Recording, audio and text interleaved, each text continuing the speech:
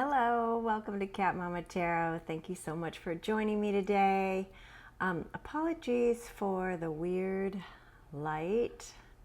It's like spirit is shining down upon this reading. Yeah, I thought it was the camera, but I think it is actually the light. And the only way to stop it is really to kind of shut down all the light that's coming in from behind, but I don't really want to do that. So we're just going to make do and enjoy the, I don't know, it's just like the light shining down on us here. It's interesting. It's almost like a harness. Like I feel like I've got a little life preserver on. So Spirit, it's just reminding us that it's got our back. So anyway, moving on. This is going to be a weekly reading by sign.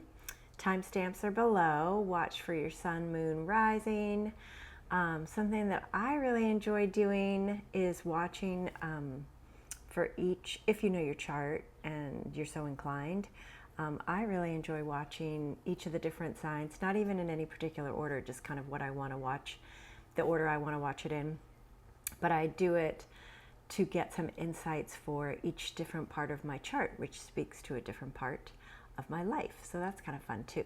You can also watch the readings for signs of loved ones. Do whatever you feel called to do. And just keep in mind, these are collective readings, so take it only what resonates. All right, we are going to start with the, sorry, I'm dusting cat fur off my keyboard.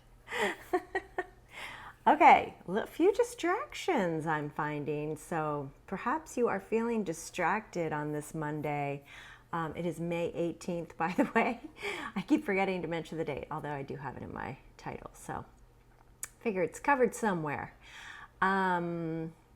Anything else to share before we get started? I do think I'm going to skip the midweek check-in. It's just a little too much when I do this many readings in each reading. So yeah, we're just going to do the weekly by sign and then the weekend by sign. And that way I can get the weekend one done way sooner so that you'll have something at the beginning of the week and something towards the end of your week to take you through the weekend. All right. I just felt inclined to take a deep breath. Maybe it would be good for you to take a deep breath. Yeah, let's get present, let's get centered, and let's get to it. We're going to start with the rising sign in the chart of the moment, which right now is Virgo. All right, Virgos, how you doing? I hope you had a good weekend. Let's see what messages we have for you this week.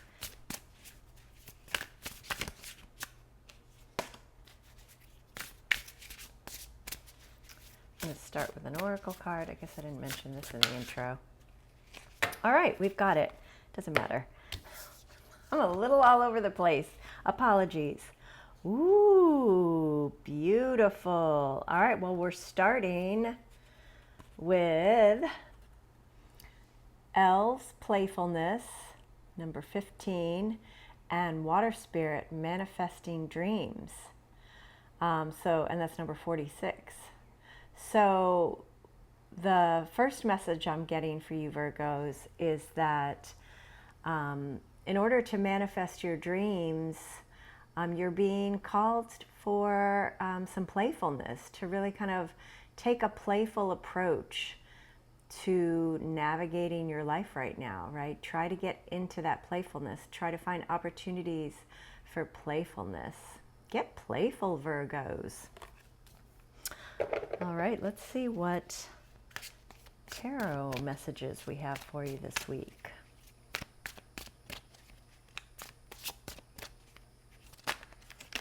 Whoa. I mean, I love that you've got the playfulness card, and then in your other card for manifesting dreams, you've got otters who are known to be playful. They're so cute. And they're very furry. I used to teach 4th grade, and we studied otters, and everybody learned that they have like more fur per square inch than any other animal, most animals. I guess I didn't retain the whole fact. But they're very dense fur. So, I wonder what that's about. You know what I'm getting actually is that you can still be playful despite the density of reality. Okay, let's see what messages we have here. Let's keep it moving here. We've got the Page of Cups, the 7 of Cups, whoop, and the Queen of Cups. All right, very cuppy. A very cuppy message for our Virgos here. At the bottom of the deck, we've got the 2 of Wands.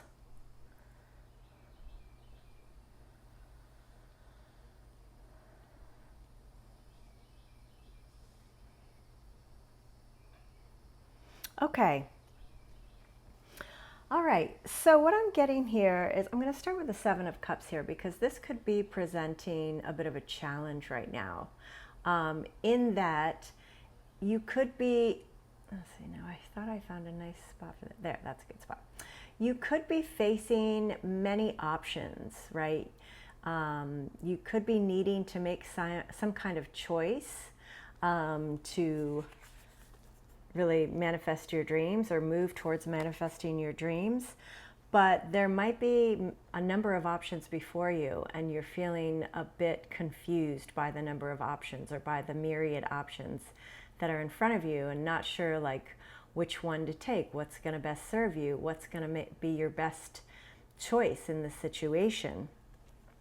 The advice I feel for making that choice is the Page of Cups and the Queen of Cups. I'm so sorry for this. Maybe this isn't a good time to do this reading. There we go. Peekaboo. Oh, I'm feeling playful, Virgos. Okay, so I gotta get focused. Yeah, don't be so playful that you can't focus on what you need to do, right? Have a nice balance of playfulness and productivity. All right, so the Page of Cups here is all about believing in yourself and believing in your dreams, believing that anything is possible, okay? So that is one part of the advice or guidance in terms of making a choice for yourself, right? If you're struggling to make a choice because you're like, I don't really know if I could really do what I really want to do, so maybe I should just go with the safe choice. That's not what the Page of Cups is advising, okay? It's advising to go with what's in your heart and what you feel really pulled to, and to believe that you can achieve anything that you want to achieve, right? Believe that anything is possible and that you have the ability to pursue and follow your dreams and make them come true. The other piece of advice is to trust your intuition. The Queen of Cups is all about, well, not all about, that was an overstatement. The Queen of Cups speaks to using your intuition. It also speaks to allowing yourself to feel your feelings in order to be able to process those feelings, learn the lessons, integrate the lessons.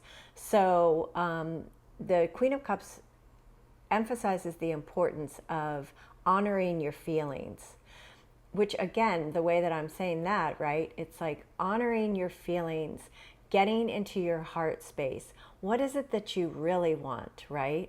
That is what's going to help you with making this choice. Also, approaching things from a playful perspective, right?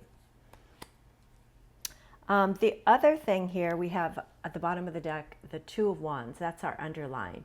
So your dreams need a practical plan, which is interesting. That's one of the Moonology cards I got in my reading yesterday.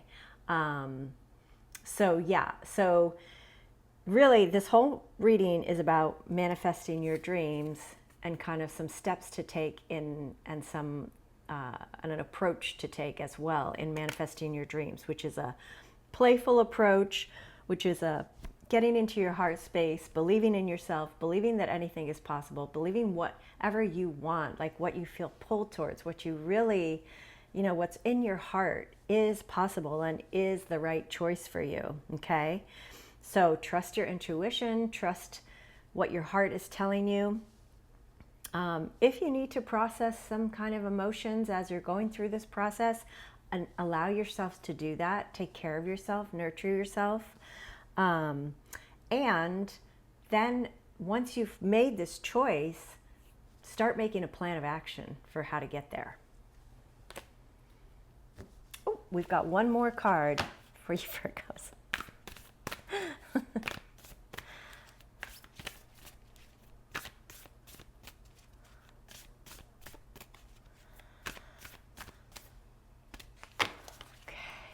In honor of the recent new moon that we had on Saturday in Taurus, our final advice is going to be from the Moonology deck.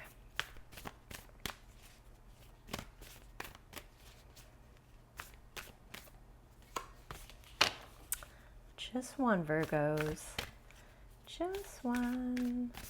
There we go. All right. It's funny, I got this one too in my reading. South Node, don't let your past hold you back, right? Anything that's coming up from the past, any feelings you need to process, emotions you need to process, allow yourself to do that, right? Sometimes we talk about kind of reparenting ourselves as a means for releasing something that we've been holding on to for a long time that maybe isn't even ours, okay? So don't let your past hold you back. And have fun and manifest, get into that heart space so you can really move towards manifesting your dreams. All right, that's what I've got for you, Virgo. I hope that was helpful. Have a great week. Libras, how are we doing, Libras? Hope you had a nice weekend. Okay, that's so funny. The cards are just flying out immediately here. They're helping me stay on track. I hope you had a good weekend. I hope you're having a good start to your week. We are starting with 2 oracle cards for your message. We've got Flow and Sanctuary. So, to me, what this is saying, as we start this message, is that it's important this week for you to find a combination, I was going to say a balance of both kind of going with the flow of the week, of the energy, of spirit, while also finding opportunities for sanctuary, for taking time out, for rest, for peace, for ease, right?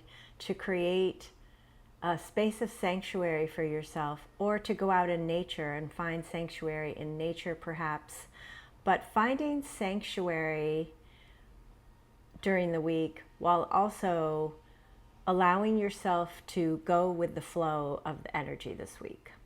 What numbers do we have here? We've got the flow is 24 and the sanctuary is 26.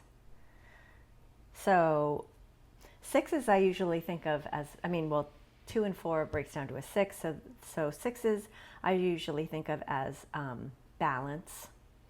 And 2 plus 6, 26, is 8. And that I usually think of as movement. It's interesting that we have movement for sanctuary. Oh, and I forgot to say Mystic Meadow and Meandering Pathway.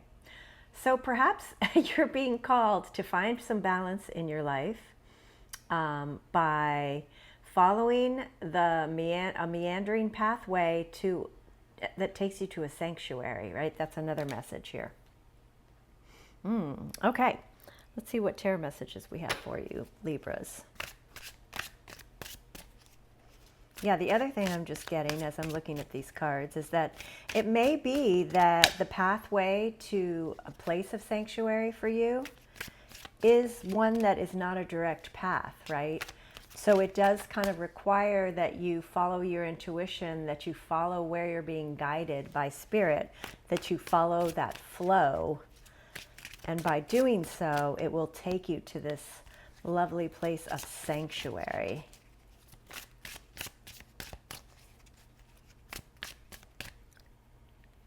Perhaps it's a meadow. It's interesting. It does not look like a meadow to me, but it looks more like the forest. Okay, our first card is Temperance. Sagittarius. Ooh, and another major arcana, the Sun. Leo. Speaking of which, Leo's back there with us. Oh, wow, Libras. This is a big week for you. You've got 3 majors and 6 of Wands at the bottom of the deck. That's fantastic. Yeah. All right. At the heart of your reading here, we've got the Sun. The Sun is all about your happiness. What brings you joy? What brings you happiness? And the Sun is always encouraging to follow your happiness. It also is a card reminding you that you are protected. You are protected by spirit. So as your confirmation siren here. So yeah, as you're following this potentially meandering path and going with the flow, know that you're safe, right? Know that you're not in danger, that you are protected, that you are safe, right? And that you are being guided to sanctuary, right? To, you know, and even this path is like a sanctuary, a protected sanctuary that's taking you where you need to be. So as you're on this path, as you're following your happiness, as you're flowing with your intuition and the guidance that you're receiving,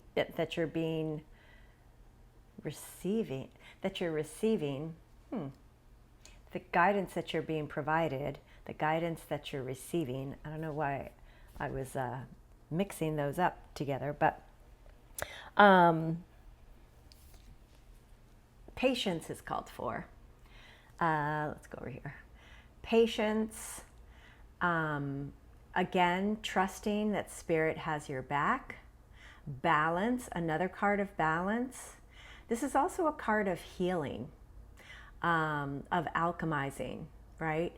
Of turning one thing into something else. And when I think of alchemy and the Temperance card, I think of really how you're viewing things, how you're processing things, how you're perceiving things, right?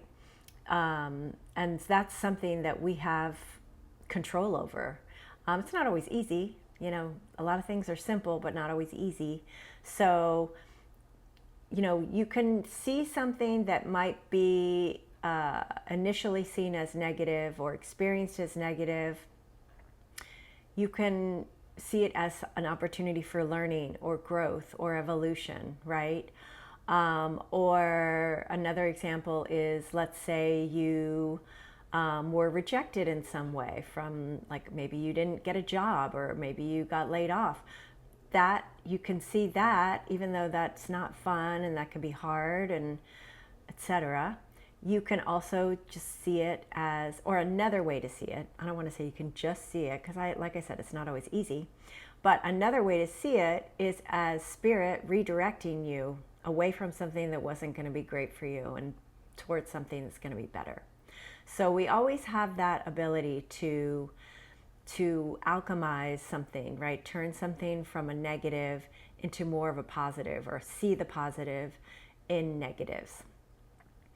Okay, the other guidance here is the Chariot, which is another card of movement and forward movement. And one of the big messages to me from the Chariot is the movement can, again, it's not a straight path. It's not like, oh, just go from point A to point B, done, right? No. Along the path, there's all these different things going on that could distract you, that can take you off course. There's divergent things, right? There's the duality of life. There's all sorts of things that can serve to take you off track, take us off track, take us off course, take us off the path that we are wanting to be on. And so while the Chariot speaks to being on this path to success, it also speaks to the need for focus and really not allowing yourself to be distracted and taken off path. So really using that focus to keep you on track and to keep you moving forward. Right? So speaking to this, what we were just talking about with the Temperance card, you know, that same example, right? Like, let's say you got laid off from a job and things were going well, but then all of a sudden something happened. They had to do layoffs. You thought this was going to be a great job for you. You thought, you know, you were like, oh, but I was really excited about this. It's like, okay, that's just a distraction. That's a big distraction. But what was it about the job that you were really drawn to, that you were pulled towards? And how can that continue to pull you forward versus the experience taking you off track? Again, I know this is all easier done than said. No, easier said than done. But, and then the Six of Wands, good news. I mean, I think all of these cards are good news. All of these cards, you know, while there might be some difficulties and some challenges that you're facing, Libras, success is in the cards right here in the Six of Wands. So know that you will be successful. Know that you are destined for success. That is the direction that you're moving in, right? But right now you notice this boat is a little bit in the dark. It's, you know, got kind of some bare bones on it in terms of, you know, it's not kind of fully decked out. But where is it headed? Towards the light, towards the sun, towards your happiness, towards your success. All right, let's get one more card here from the Moonology Oracle. Our final advice and guidance for this week for Libras. Okay, love it. New moon in Aquarius. Bring love into the situation. Yeah. Make sure you are bringing love to yourself. Make sure you're really trying to be in your heart and caring for yourself, nurturing for yourself, compassionate for yourself as you're going through or navigating any situations you're navigating this week. And the more you can bring love to yourself, fill your own cup, recognize your own self-worth, take care of yourself, nurture yourself, have compassion for yourself, the more you bring that love into situations with others as well. All right, Libras, I hope that was helpful. I hope you have a great week. Take care. Scorpio. Hello, Scorpios. How are you doing? Hope you had a good weekend. Hope you're having a good week so far. Let's see what messages we have for you this week. Air Spirit, knowledge, number one. I always want to say numero uno. And energy, Fire Spirit. Oh, interesting. We've got air and fire. So that's number 17. And 17 breaks down to an 8. And 8s to me are about movement. Let's take a look together. what we've got here. Oh, you can't even, oh, it's because, it's funny that they put the number in the corner. I'm like, where's the number? I'm covering it up. Okay, so what I'm getting here is that knowledge is your starting point, right?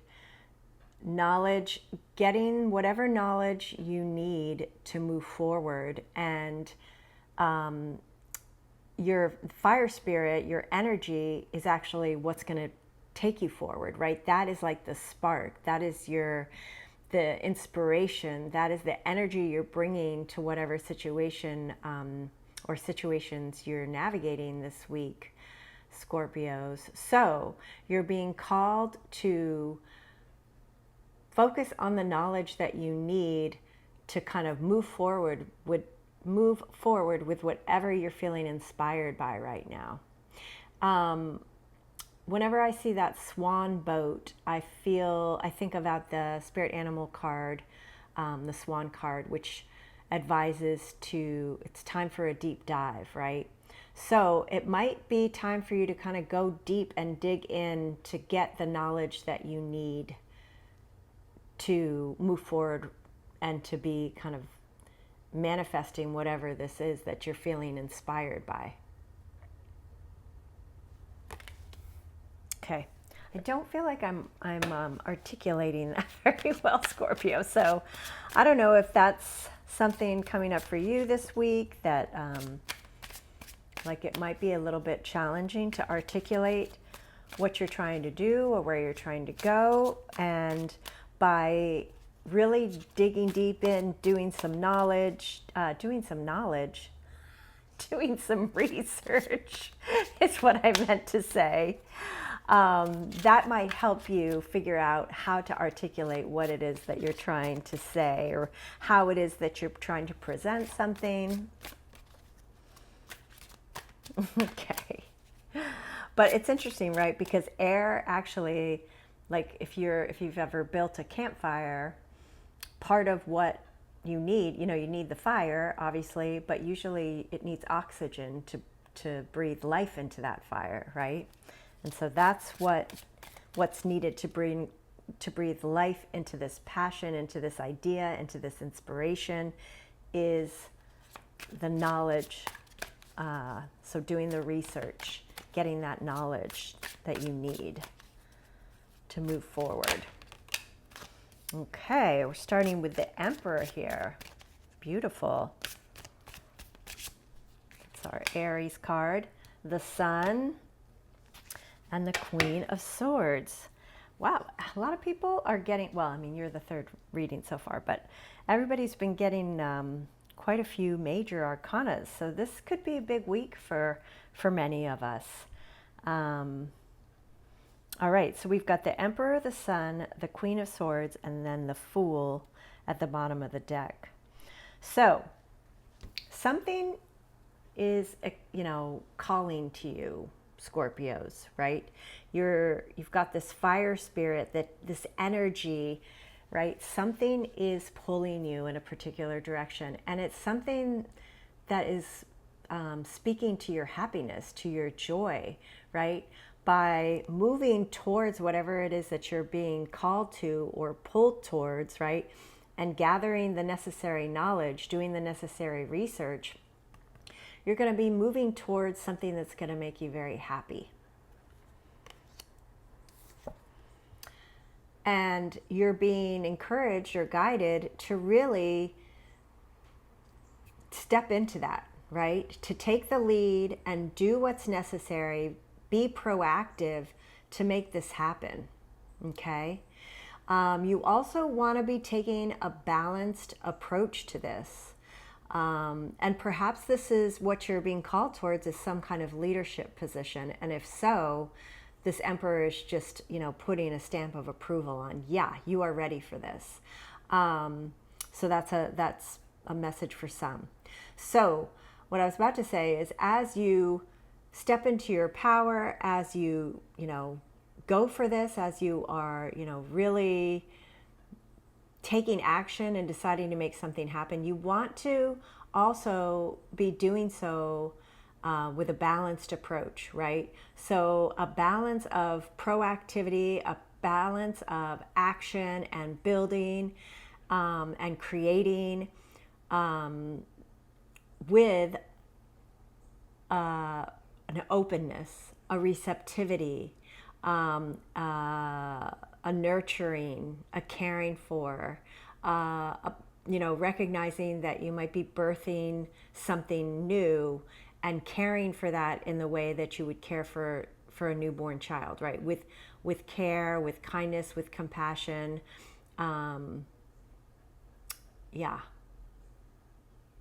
Nurturing. So trying to embody all of those qualities as you're flowing with this energy, right? As you are digging in and gathering the knowledge that you need to move towards what it is that you're passionate about or excited about. It's interesting because I've kind of started seeing the Queen of Swords in a new light based on my current kind of, I'm always kind of working on developing my knowledge of the tarot, and I work with different decks, and I really kind of delve into those decks and the different meanings that come through from those authors and artists. And I'm working with the Mythic Tarot right now, which so all of the cards are, reflect different Greek mythology and characters, goddesses, gods, all sorts of things in Greek mythology. And the Queen of Swords, I'm forgetting her name right now, but the message, I've been getting the Queen of Swords a lot lately.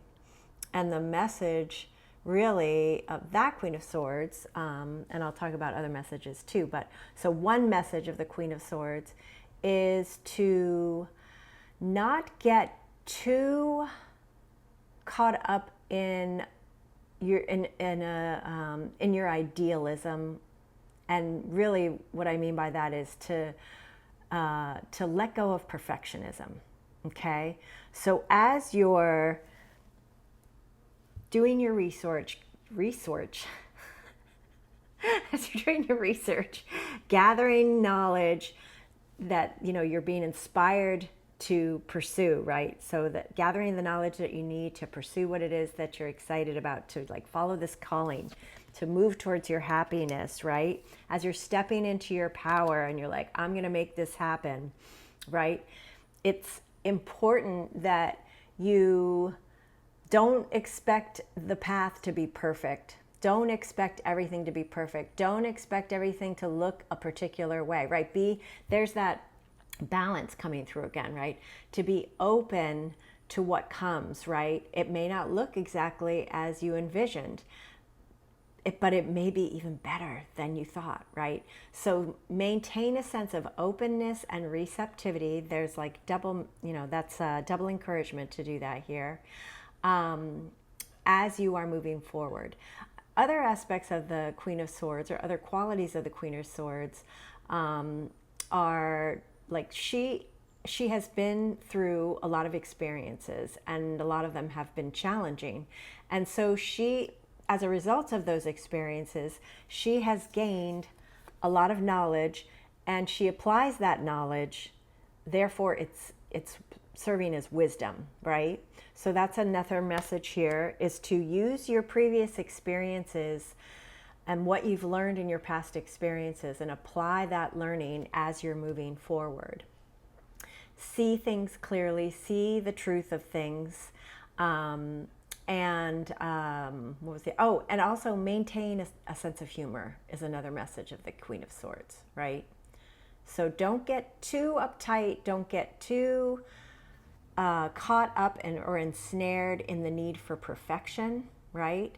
Be a little bit more open and flowing, and see the humor in things when things, if and when things don't go exactly as you had planned. But you are at a new beginning, the Fool here, right? You are starting a new chapter, which is exciting. And so, open yourself to this new beginning.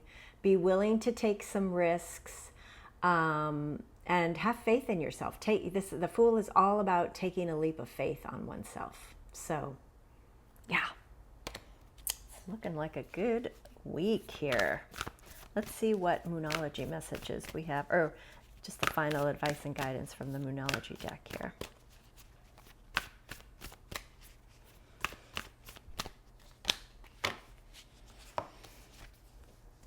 Okay, we've got the waning moon. What do you need to release? Is it perfectionism? I don't know. That's up to you. So that's a good question to reflect on.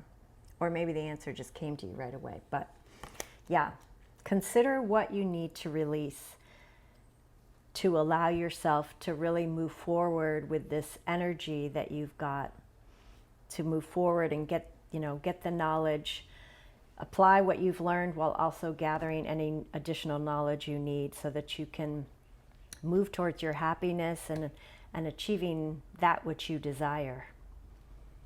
Yeah, in this new chapter phase of your life. All right, Scorpio, that's what I've got for you. I hope that was helpful. Have a great week. Sagittarius, hello. How are we doing? Oh, all right. Starting with Magic, Moonlight Enchantment, number 25, and Flow, Meandering Pathway, number 24. Well, there's a progression here.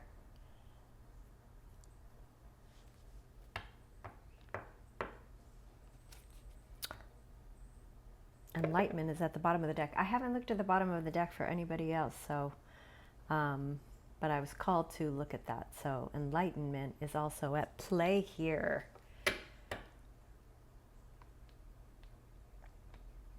So what I'm getting as we start on this reading is the need to kind of flow with the magic, to trust in the magic, to trust in your magic, to flow with where you're being called, to flow toward where you're being called. Yeah, and to really embrace the magic. Okay, that's interesting. Let's see what else we've got.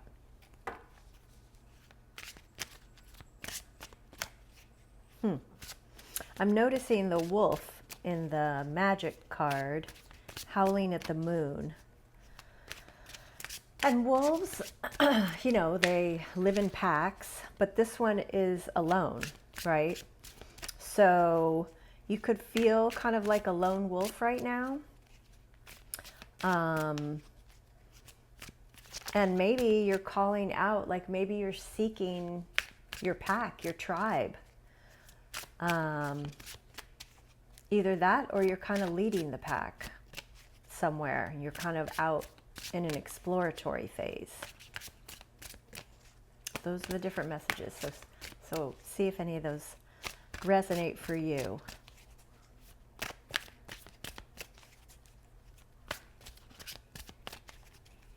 Yeah, and leading the pack without really knowing the exact route, the exact pathway. It's not a direct pathway, it's meandering. But you're trusting in your own magic, in your own intuition, in your own spiritual guidance to take you where you need to go. And maybe, others will be following you. Or maybe you're creating a new pathway that others will eventually follow. Okay, let's see.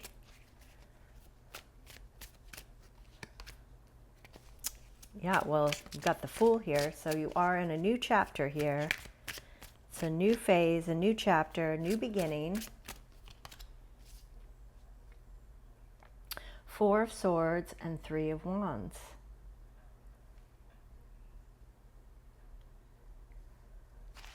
And at the bottom of the deck, we've got the Star, and peeking out is the Nine of Cups. Ooh, I love it.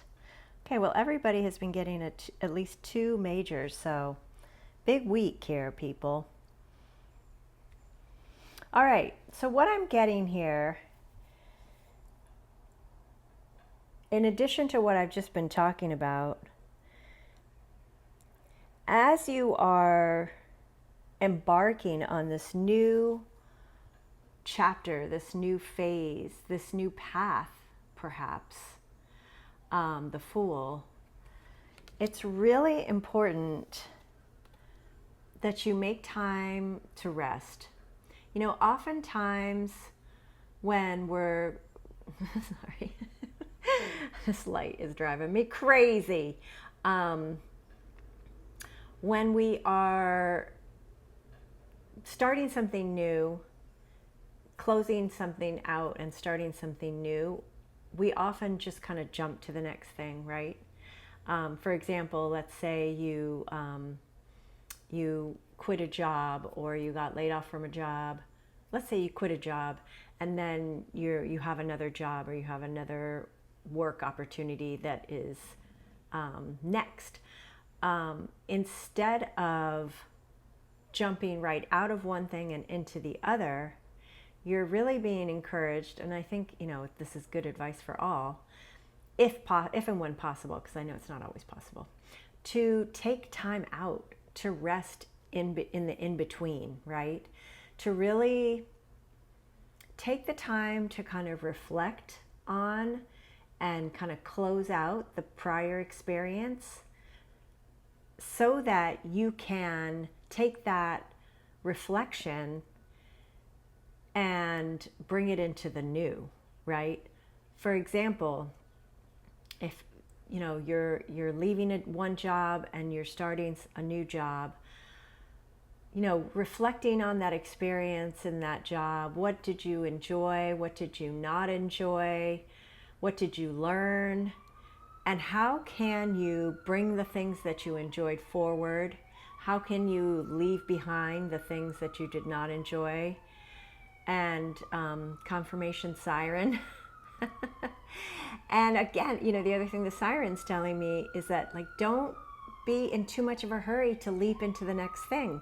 Take this time, right? Don't, you know, we can feel a sense of urgency, as the siren indicates, right? There's an urgency. I gotta start this other thing, right? Especially in our society, right? We get kind of in this survival mode, like we worry that we're not going to have enough money, or we need to like get into something quickly before we, you know, or we're going to miss something, right?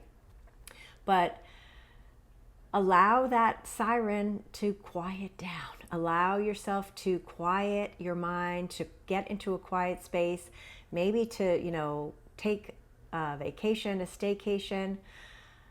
Of course, you know, do whatever is possible. It's this, you know, it could even just be taking like a few minutes, right? Whatever time you can carve out to reflect on the previous experience before jumping into the new experience is only going to serve you, okay?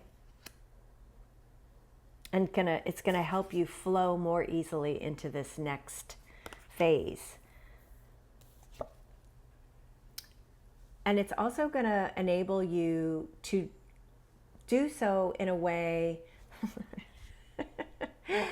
that contributes to your expansion, right? You know, what it looks like, this image, right?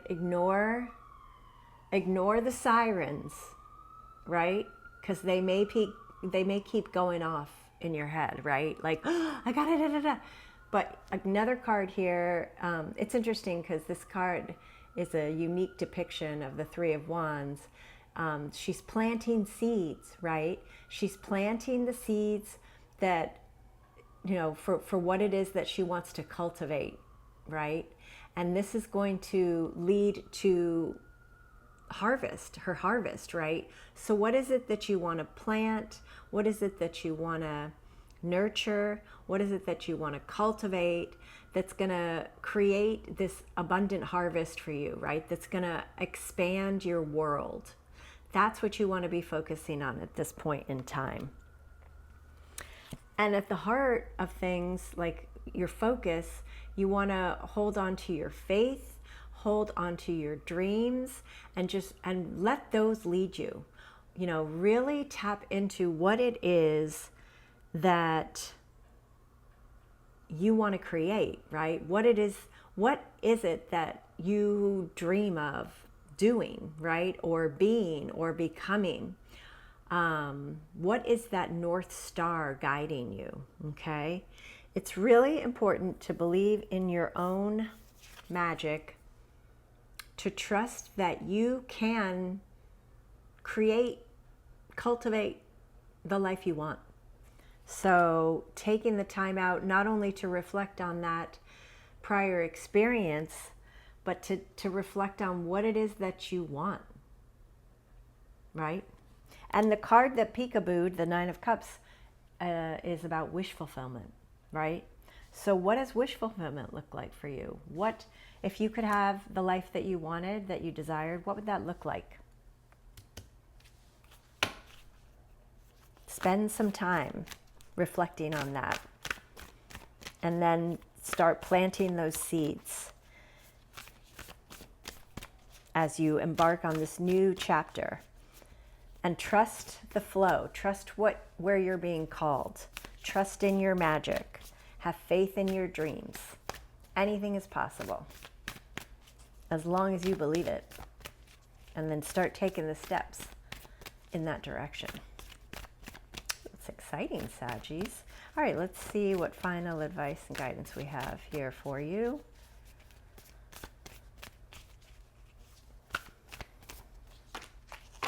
Okay. Oh, I like that. We've got the full moon in Pisces. Balance, spirituality, and practicality. Exactly, yeah. Yeah, so trust in your magic. Trust in the flow of where you're being guided. But take practical steps, right? What seeds do you want to plant? What do you want to be cultivating? How do you move in that direction? And take the time out to help you come up with the practical plan, right? Based on where you're being guided and pulled, where your heart is leading you. All right, Saggies, that's what I've got for you. Hope you have a great week. Hope that was helpful. Take care. Capricorns, how we doing? Oh, my voice sounded a little shaky when I said that. Capricorns. Are you feeling a little shaky in being able to speak your truth, articulate something, communicate something? What messages do we have for Capricorns this week, please? Retreat, spirit guardian of winter. And my nose just itched. It still itches, actually. And that's 38, which is an 11. Interesting. I always think of 11s as a portal, right? So perhaps retreat, a retreat would be a portal to miracles. But then, interestingly, I get leadership here. So perhaps you are either going on a leadership retreat, or you have an opportunity to go on a leadership retreat. Of course, that wouldn't necessarily be for all, but for some of you, if that's the case, this is definitely going to be an important experience for you, and it's going to be some kind of portal that opens up some kind of new experience for you. Oh, and I love that. It's 38 and 39. So there's a progression here. There's progress being made here. The other message is, that there might be a need to retreat, right? To kind of go inward, to take time out, to kind of create a little bubble around yourself, close out the outside world, maybe go out into, nature, camping, or to a cabin or something, in order to really tap into your leadership. The other thing I'm getting here is that this is like a crystal ball. So kind of retreating into that quiet space will also help you tap into some psychic abilities, your intuition, your connection to spirit. which, you know, could be something that you are utilizing in some kind of leadership role, right? You're sharing that with others. You're helping guide people in some way.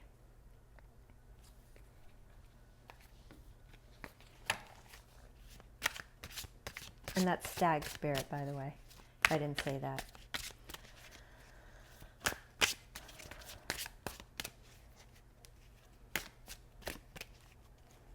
Yeah, that's interesting. So like retreating, taking time out, creating that space for yourself. With the 38, the 11 could be that portal to tapping into some psychic abilities that are going to enable you to help lead the way for some.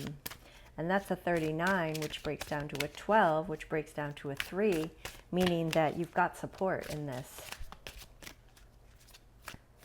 Look at it, it's beautiful.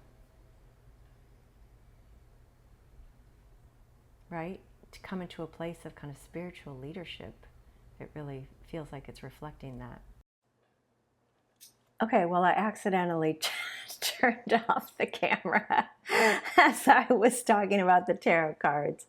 Yeah, my screen went dark, and instead of just tapping it to get it light again, apparently I stopped it.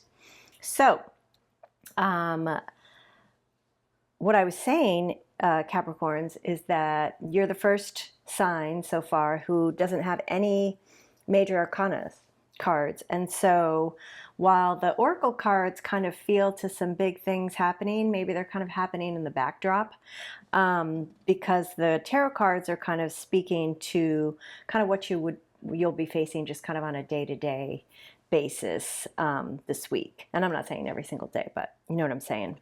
Like, yeah, just kind of majors are kind of big life things, and minors are, and there's no court cards here, minors are kind of day-to-day stuff. So what we've got here is the 10 of Cups, emotional fulfillment.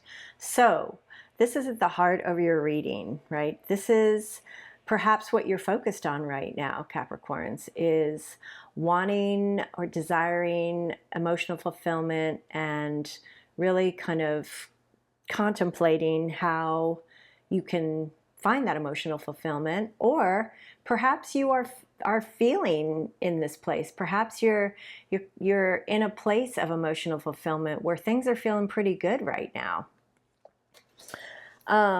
That doesn't mean it's without its challenges, right? So perhaps you feel like you have done a lot of work on yourself and gotten yourself to a place where you are feeling more and more emotional fulfillment, but you're also continuing to navigate challenges. And speaking, you know, personally as a Capricorn sun, I do feel like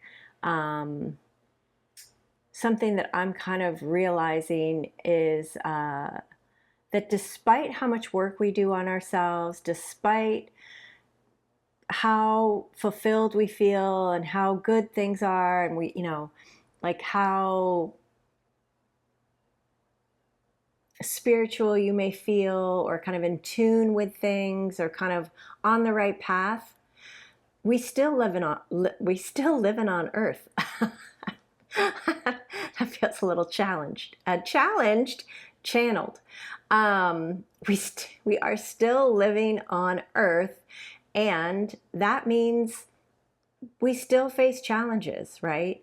We're still going to face challenges, just no matter what. And really, the work that we do on ourselves enables us to navigate those challenges more easily, right? With more ease, with more, with less strife, with less, I don't know, like with more ease. Like the more we work on ourselves, the easier it is to navigate challenges. Or, I mean, I don't know if it's easier to navigate challenges, but the better equipped we are to navigate challenges and to see them as learning opportunities, as growth opportunities, as training, as acceptance, opportunities for acceptance, right? Accepting that everything's not going to be perfect no matter what you do. No matter what you do. It's just not ever going to be perfect.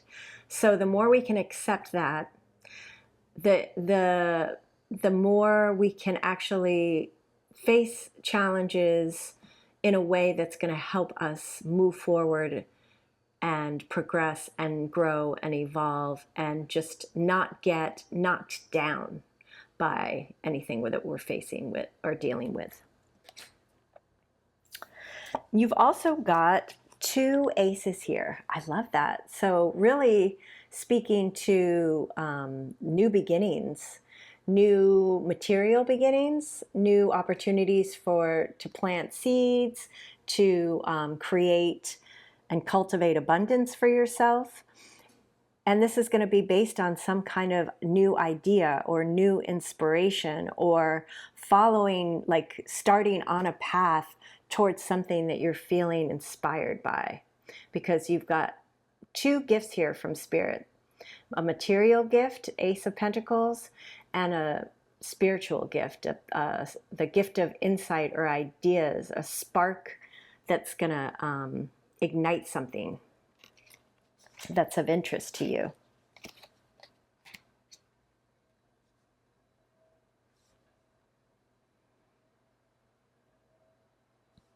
Yeah, so what I'm hearing is kind of make sure that you're taking the time you need, to process, to work through any challenges, to focus on what this feels like, how you want to feel, what that looks like, and so that you can receive the gifts that are being offered to you and step up, take the lead, and manifest them, cultivate, realize what it is that you want. All right, final guidance here from the Moonology deck.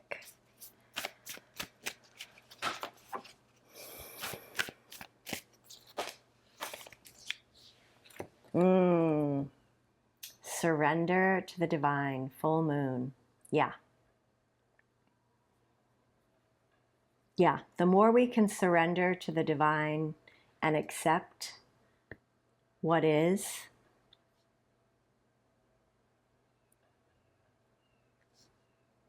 the easier life becomes.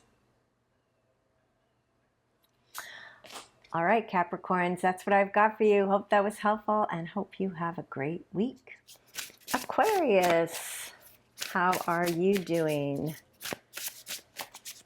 Let's see what messages we've got for you, Aquarius.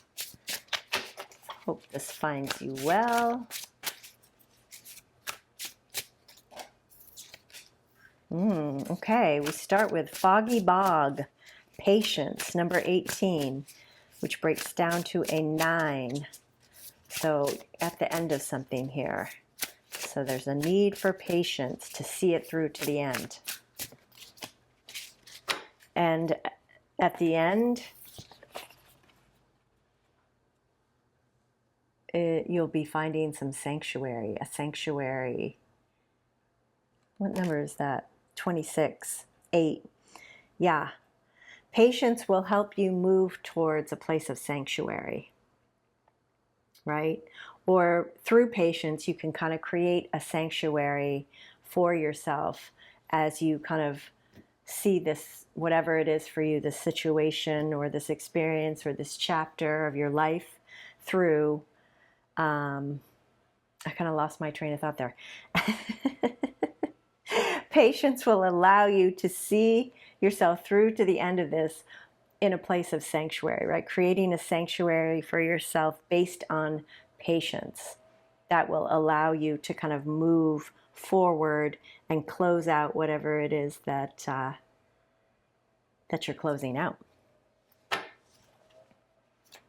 So find sanctuary, find patience. These things will help you. If you see any herons, that's a reminder to be patient, to tap into that patience. On the sanctuary card, we have a bear. I don't know if you are in a place where you might see a bear. There's also a bunny rabbit dressed as a queen. That's interesting. I'm just hearing speed is queen, but is it? And then you have a fox, which can speak to cleverness. But I think all of these animals are reminders of the need for sanctuary, especially with this Five of Wands here as our first card. Four of Pentacles.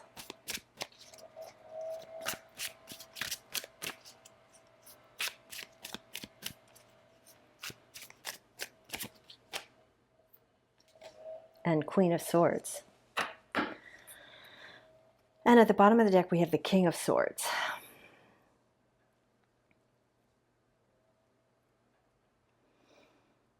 Okay, Aquarius, this week, you've got the Four of Pentacles and the Five of Pentacles, two cards that can speak to some challenges. The Four of Pentacles, Four of Pentacles is Sun in Capricorn. And a big message of the Four of Pentacles is there's a need to let go. There's a need to let go of control in particular, usually with this card. There's also a need to trust in, sorry for that noise, hopefully I can edit that out.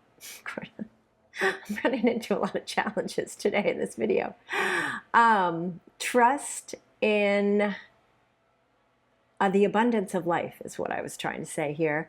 Because you know, if we hold too tightly and we grip in too tightly to like everything we've got, like, oh, I've got to hold on to all my pennies, I can't spend anything, like I can't, you know, I'm just gripping. That moves us to the Five of Pentacles, which is a place of lack, right? So by gripping on to what you have, it actually brings you to a place of lack, right?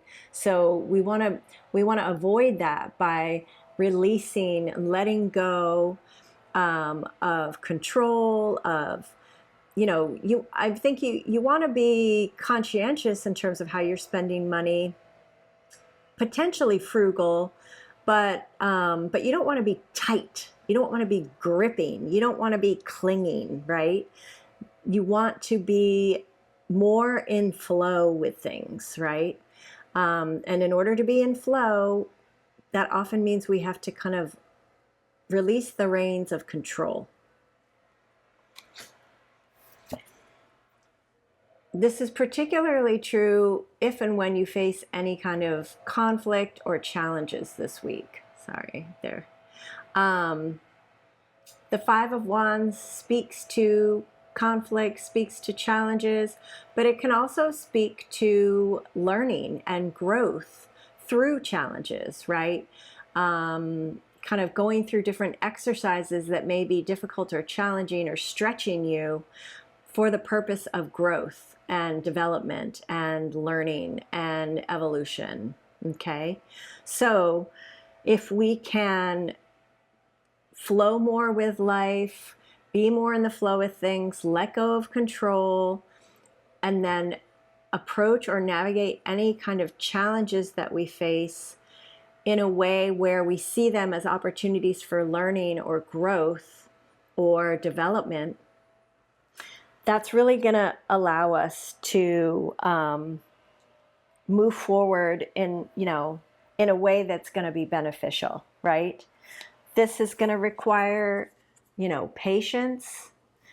It's going to require finding moments of sanctuary for yourself. It's going to require not being distracted by machines and noises and goings on around you. It's also going to require the Queen of Swords letting go of any kind of perfectionism, okay? And allowing things and accepting things to develop as they will, okay? The Queen of Swords can hold too tightly to idealism and perfectionism. So just something to be aware of, something to be mindful of. She's been through a lot, and so she has learned a lot. She has experienced a lot, and she can apply that learning and that wisdom to her situations moving forward. They enable her to see the truth of things, to see things clearly. This is a really interesting rendition. Huh. I mean, I think, you know, what I'm getting from this is really kind of let go of the fight, right? This to me feels unnecessary, this whole thing that is depicted in this card, right? It's like, be careful not to be fighting too hard for any particular ideals that are where it doesn't allow you to flow, right? Where you're gripping, where there's a clinging, where there's like a rigidness, right? Because when things are too rigid, they ultimately break, right? There has to be a bit of flexibility here. There has to be a bit more acceptance, more tolerance. You know, it's important to take your experiences and apply that learning, but not to allow those experiences to make you rigid or intolerant or cling too tightly to or grip too tightly to anything, especially perfectionism, to expect perfectionism, right? So the other message of the Queen of Swords is to kind of lighten up. And, you know, she's been through a lot, and that has enabled her to kind of see things, see the humor in things. So maintain a sense of humor that will actually be helpful for you this week. Finally, we have the King of Swords. So the King of Swords, you know, both the King and Queen of Swords can be a little, you know, on the shadow side, they can be a little cold, a little sharp, disconnected from their heart. So be mindful of that. You want to kind of stay in your heart, like don't lose touch with your heart. Oopsie. And then that Queen of Swords just wants to be ever present here. And the King of Swords, some other messages of the King of Swords are, I'm just looking at this more closely. Let's look at it together. Yeah, it's interesting because in this image, he's actually operating in a more nurturing way, right? He's kind of looking after the nest, looking after the babies, and showering them with like what almost seems like hearts. I could be misreading this, right? Maybe he's like distracting them while she like goes and kills her mom. I don't know. But I'm just going to go with what I'm seeing, and which is more about, yeah, like using your logic, using your rational mind, but also staying in touch with spirit, seeing the bigger picture, and allowing that perspective to help guide you. The King of Swords is also very in tune with spiritual messages, the King of Swords receives spiritual messages and relays those messages and that information to others. The King of Swords also reflects excellent communication skills, mastery of the sword realm. So mastery of the mind, mastery of technology and communication and information. So you're being called to really embody this King of Swords, the light side of the King of Swords, as you go through this week. And that's going to allow you also to kind of find that patience and that sanctuary that might be needed this week as you're closing out a chapter. All right, let's see what Moonology messages we have. You've got this, Aquarius. You've got this. I know Pluto's in your sign right now. Yeah. The more you can be patient, find sanctuary, release control, release perfectionism, see challenges as opportunities for growth, and try to step back and see the bigger picture of things, the more helpful, well, all of that will help you navigate anything that you're navigating this week.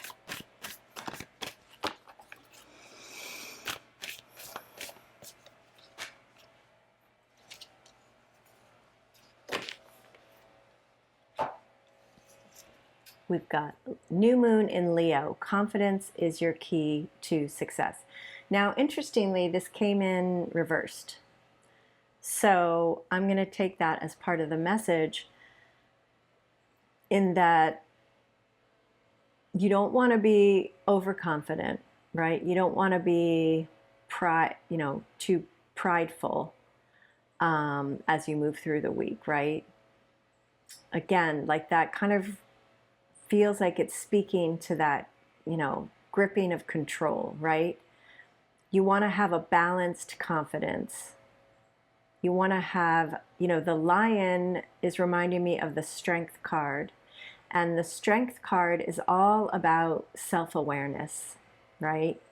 And trusting ourselves, embracing and accepting all parts of ourselves, and tapping into that self-awareness as a resource to help us know how best to navigate our challenges or anything that we're facing.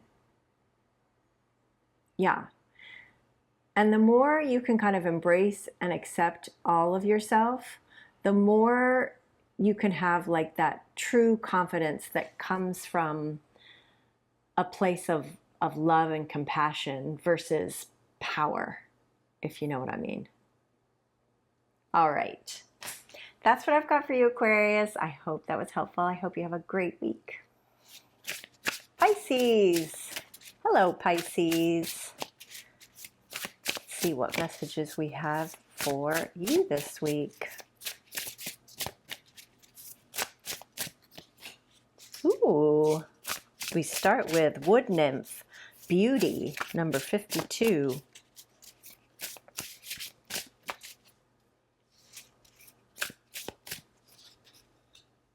And Acceptance, Starry Night, number 41. So, right off the bat, the message that I'm getting here is the need for acceptance of yourself, and to really accept all of yourself and see how beautiful you are.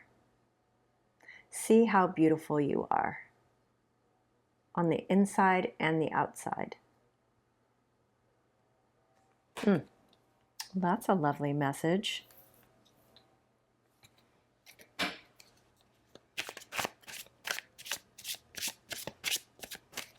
Yeah, the other message I'm getting is that through acceptance, we can also see the beauty around us, We can see the beauty even in the challenges by accepting what is. We can see beauty in all things through acceptance. That's lovely.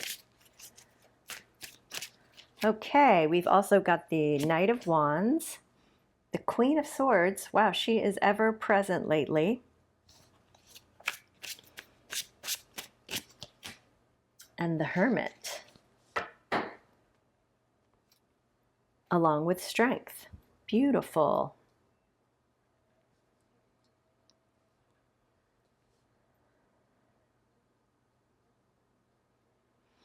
All right, well,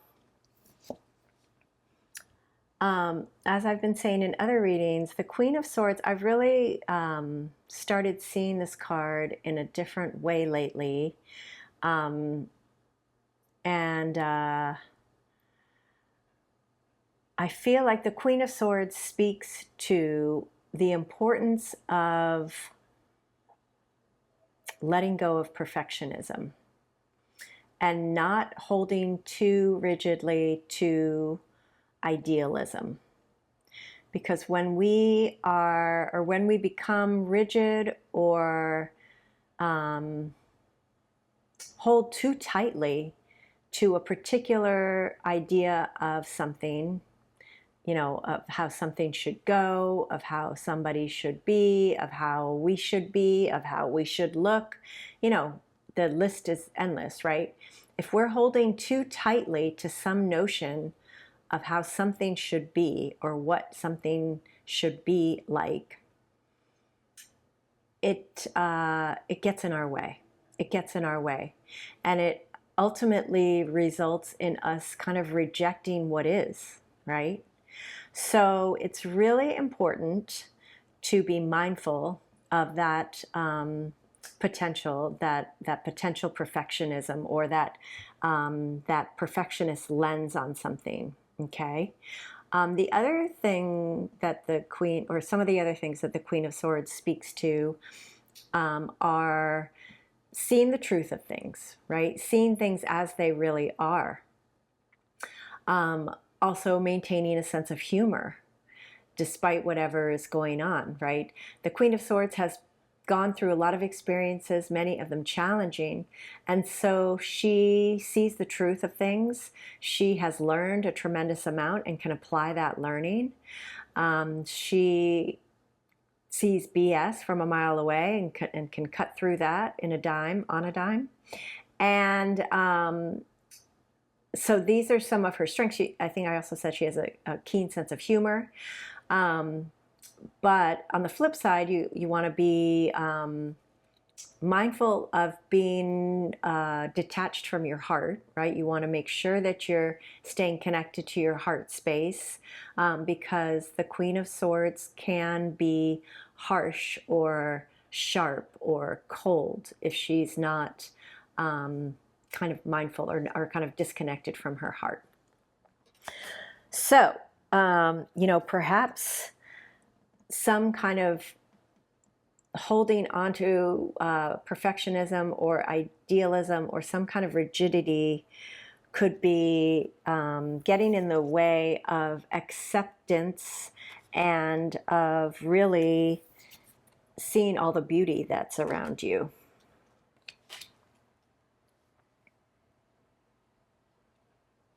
The other messages we have here are the Knight of Wands. So the Knight of Wands is somebody who is very passionate and very determined to go for what they want. They can be a bit fiery, so that's something to be mindful of with the Knight of Wands, is to kind of just watch your fire, watch your temper. But it really speaks to kind of following your passion and not really like worrying about trying to be something other than who you are. The Knight of Wands marches to the beat of their own drum, right? So allowing yourself to be inspired and go for what you want, right? Not letting perfectionism get in your way, not, you know, opening your heart and your mind and yourself to full acceptance of kind of your whole experience and seeing the beauty even in challenges, seeing the beauty in yourself, right? One of the other things that's coming up for me here is just this notion of kind of societal notions of beauty and kind of breaking those down and kind of moving away from any of these ideas of perfectionism as beauty, right? And seeing beauty in all of the imperfection that is. And what can help here is the Hermit. right?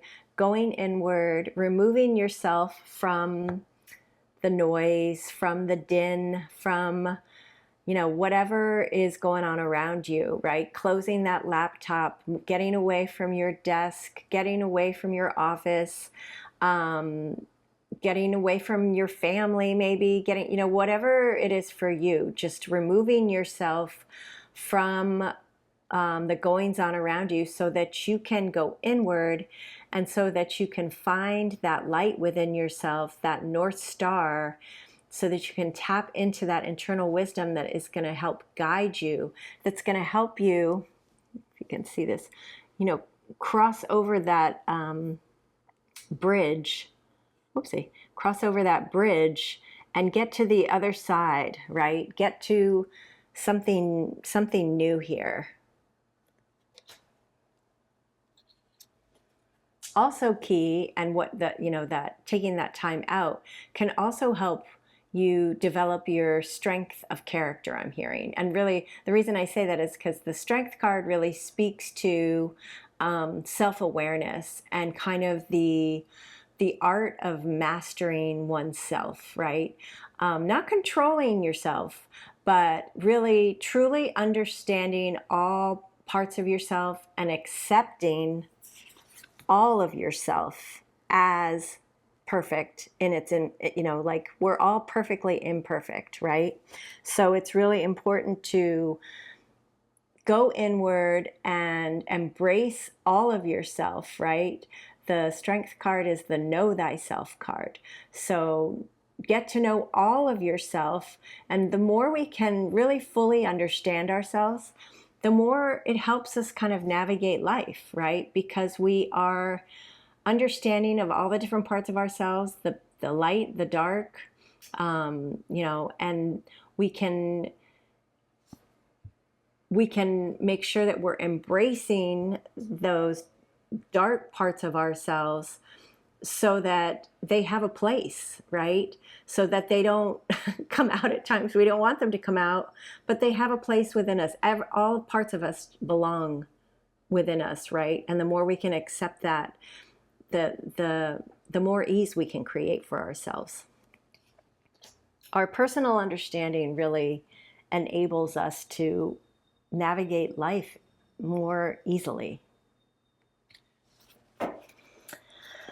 Okay, final message from the Moonology deck here.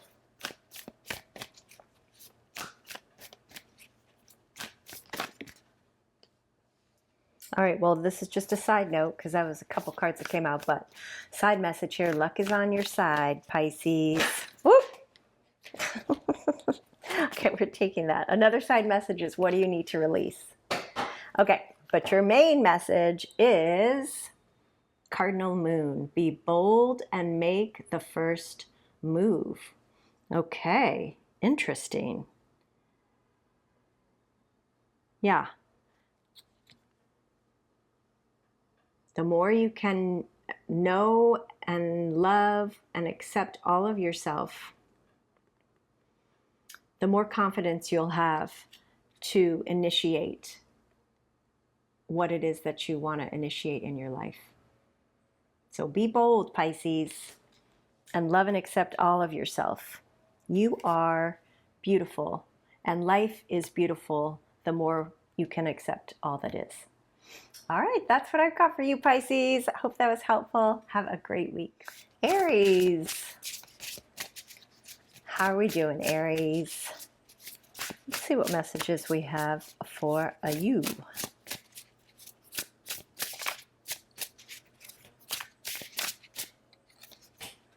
Power, Dragon, number 11, Portal card. And New Beginnings. Ooh. Well, right off the bat, what I'm getting here is that by recognizing your own power and the support that you have from Spirit that provides you with power, that opens the portal to a new beginning. And look at that new beginning. It's beautiful. And the other thing I'm getting is that that can move you out of darkness and into the light. Interesting too, we have a 10 and 11. The numbers don't always go in the order of numerical order, but to me 10 and 11 signifies a progression.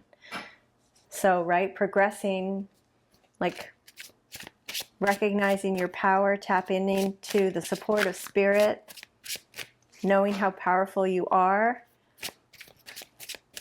opens that portal to this brighter new beginning with Daffodil Fairy. And it's like daffodils signify spring. And Aries, you're all about spring. You are a cardinal sign. All cardinal signs initiate a new season. And in the Northern Hemisphere, Aries season initiates spring and growth and beauty.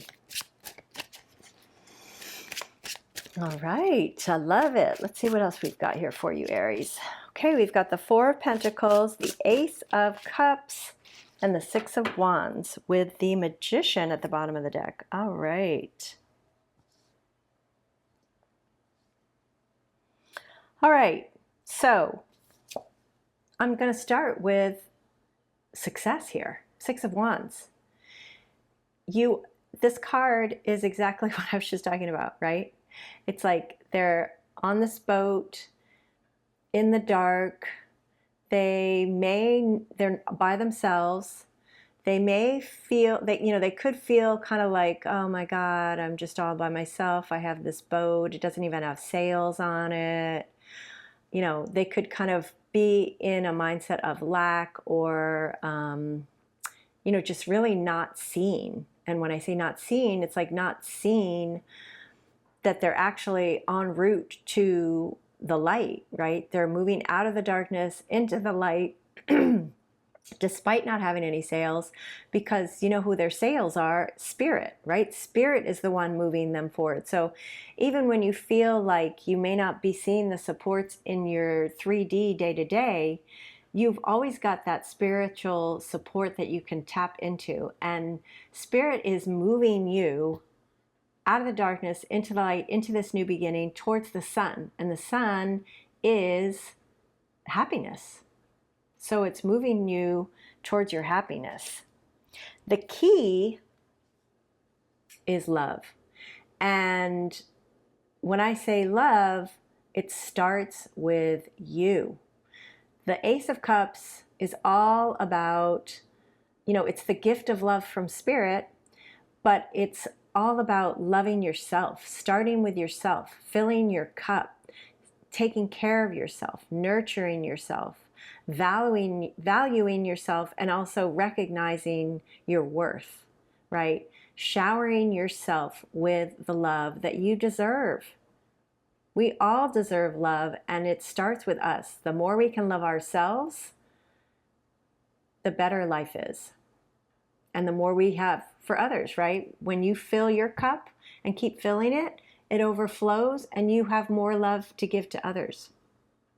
And it's interesting, right? We have that moon here and we have the moon here. So love is your power. Love is your power, or it's one of your powers. Also important with the Four of Pentacles here is to release control, to really be mindful of any gripping or clinging or holding too tightly to anything. So it's really important to release control, right? Release the need to have anything happen in a particular way.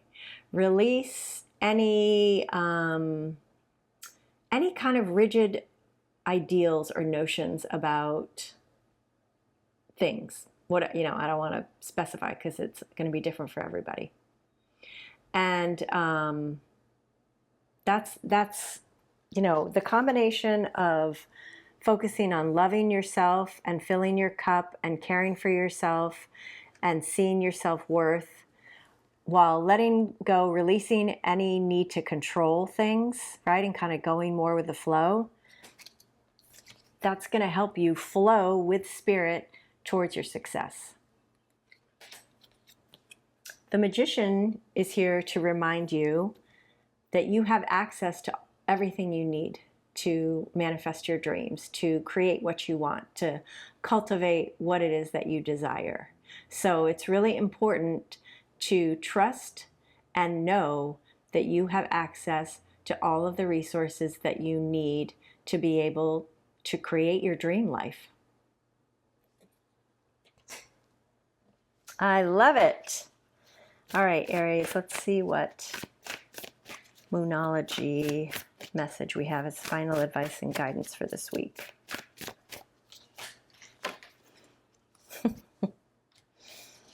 New moon in Aries. It's time to take action. Yeah. The actions that you're being called to take are based in that self-love, in that trust in your own power, in your success, trust in success and new beginnings, in letting go of control or holding too tightly to anything, and in your ability to create whatever it is that you want, right? It's time to move in that direction and take action towards your dreams. All right, I hope that was helpful, Aries, and I hope you have a great week. Taurus, how are you, Taurus? Hope you had a good weekend. Hope you're having a good start to your week. So let's see what messages we have for you.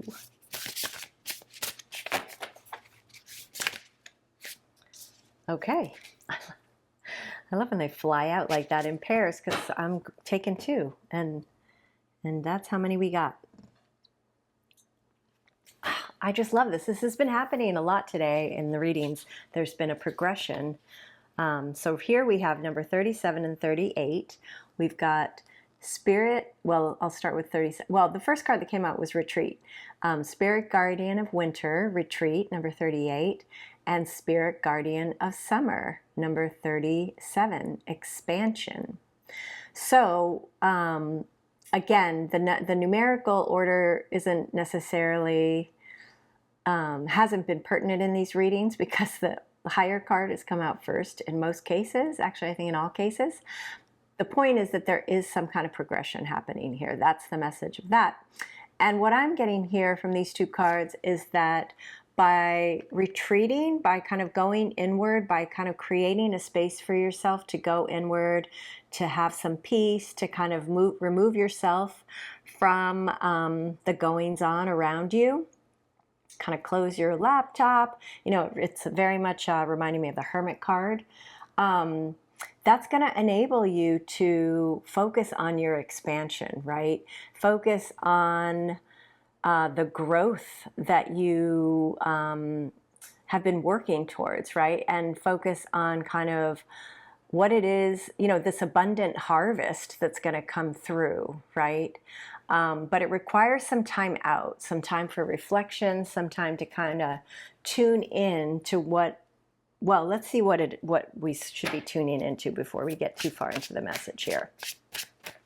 But some kind of retreat is going to contribute to your expansion and to some kind of abundant harvest, really. That's what's depicted in this summer card. The fruits of your labor, I'm hearing. Benefiting from the fruits of your labor. Benefiting from the fruits of your labor. Okay, let's see what tarot cards we have here. All right, the Devil. Number 15, Capricorn. Two of Wands. Which is, I think it's Mars in Aries. Is that right? can't remember right now.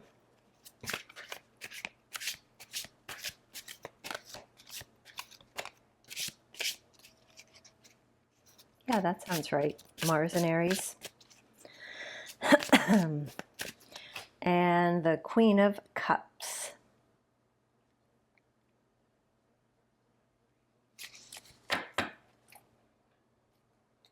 And the Six of Swords at the bottom of the deck. All right, so the message that I'm getting here is that you're being encouraged, Taurus, to retreat, to kind of go inward, to find some quiet space and time, to meditate perhaps, to go into nature, so that you can kind of tune in to where you might have some unhealthy attachments that you're ready to release. And what's going to help you release those unhealthy attachments is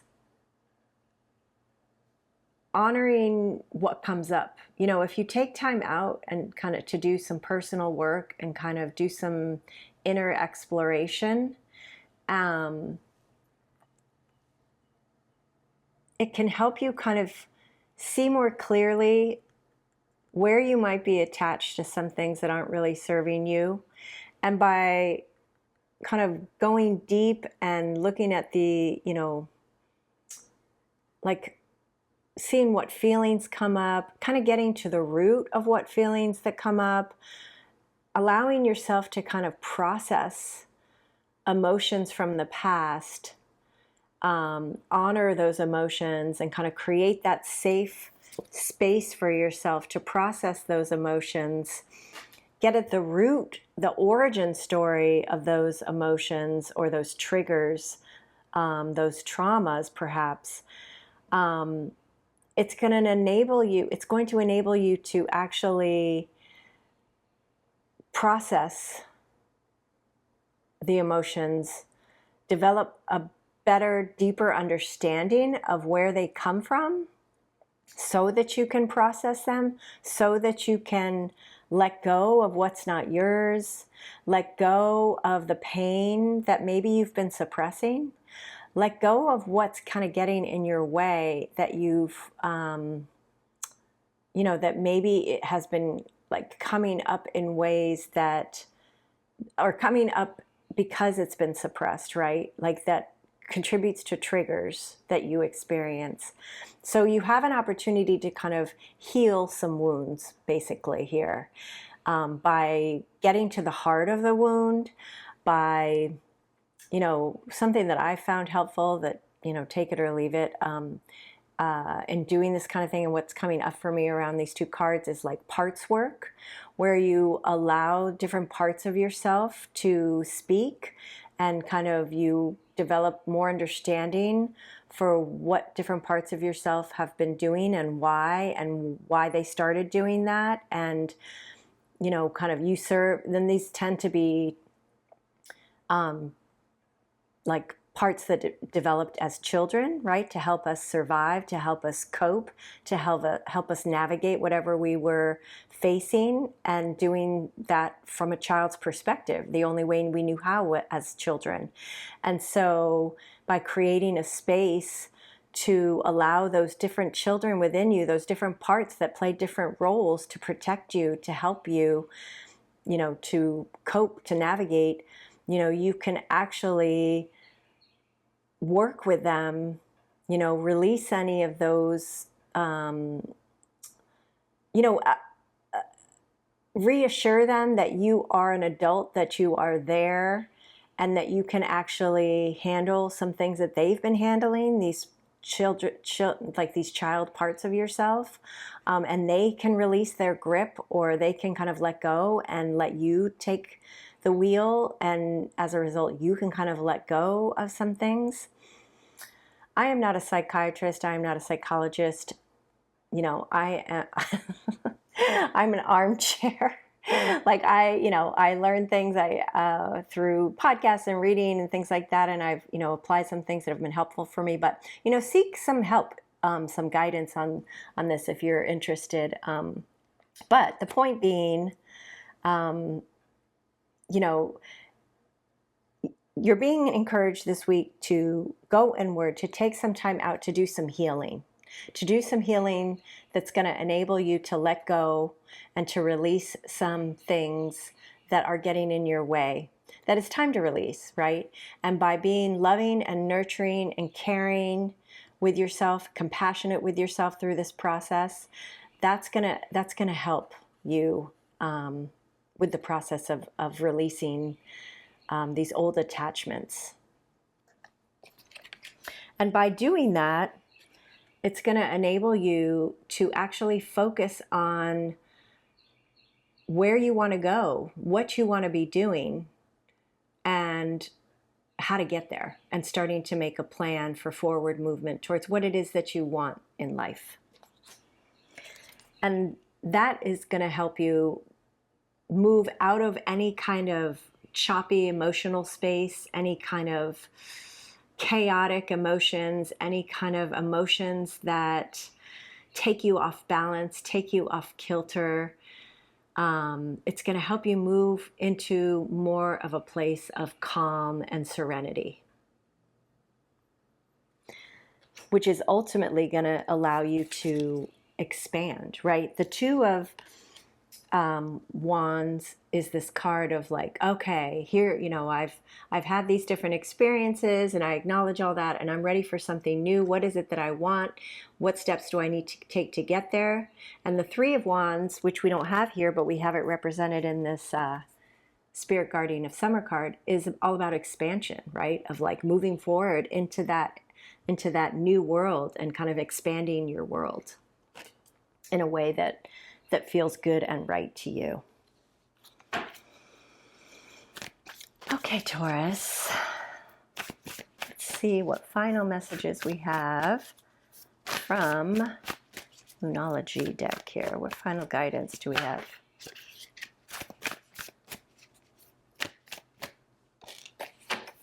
I think that wanted to come out, and it did. Okay, well, North Node. This is going to require stepping out of your comfort zone, Taurus. And as a Taurus rising, I know what it is to want to stay in your comfort zone. But sometimes we have to step out. We have to step out and expand our world a bit. Step out of the old attachments, right? And move towards our future and a place of calm and peace and serenity. All right, that's what I've got for you, Taurus. I hope that was helpful. Have a great week. Gemini. Hey there, Gemini. How are you doing? Hope you're having a good week so far. Hope you had a nice weekend. Let's see what messages we have for you for this week. All right, well, that just flew out of my hand and turned over. Butterfly Spirit, Transformation, number 8, and Activation. Ooh, number 9. Oh, I love it. I mean, it's not number 9. It's, and Freedom, Eagle Spirit. Freedom was at the bottom of the deck. It's a 36, which adds to a 9. So almost everybody, every sign has been getting cards that signify some kind of progression happening. So everybody's making progress this week. Isn't that great? I love it. All right. So you're being called to activate a transformation. Transformation is being activated, Gemini. That is beautiful. I love it. I mean, I think it's as simple as that so far. Yeah, your transformation is being activated.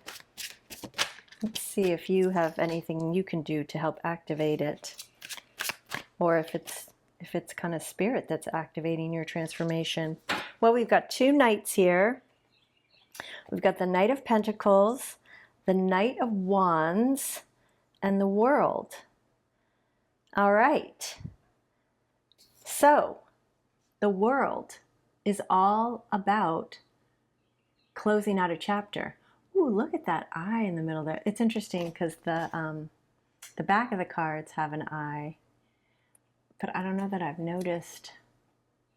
Let's see, where's the best view here without the glare? There you can see the eye. Okay, so the first thing I get with that is kind of the eye of the storm, right? So as you are closing out this chapter, as you are completing a chapter, a phase of life, as you are really, you know, the world speaks to an achievement, success, closure.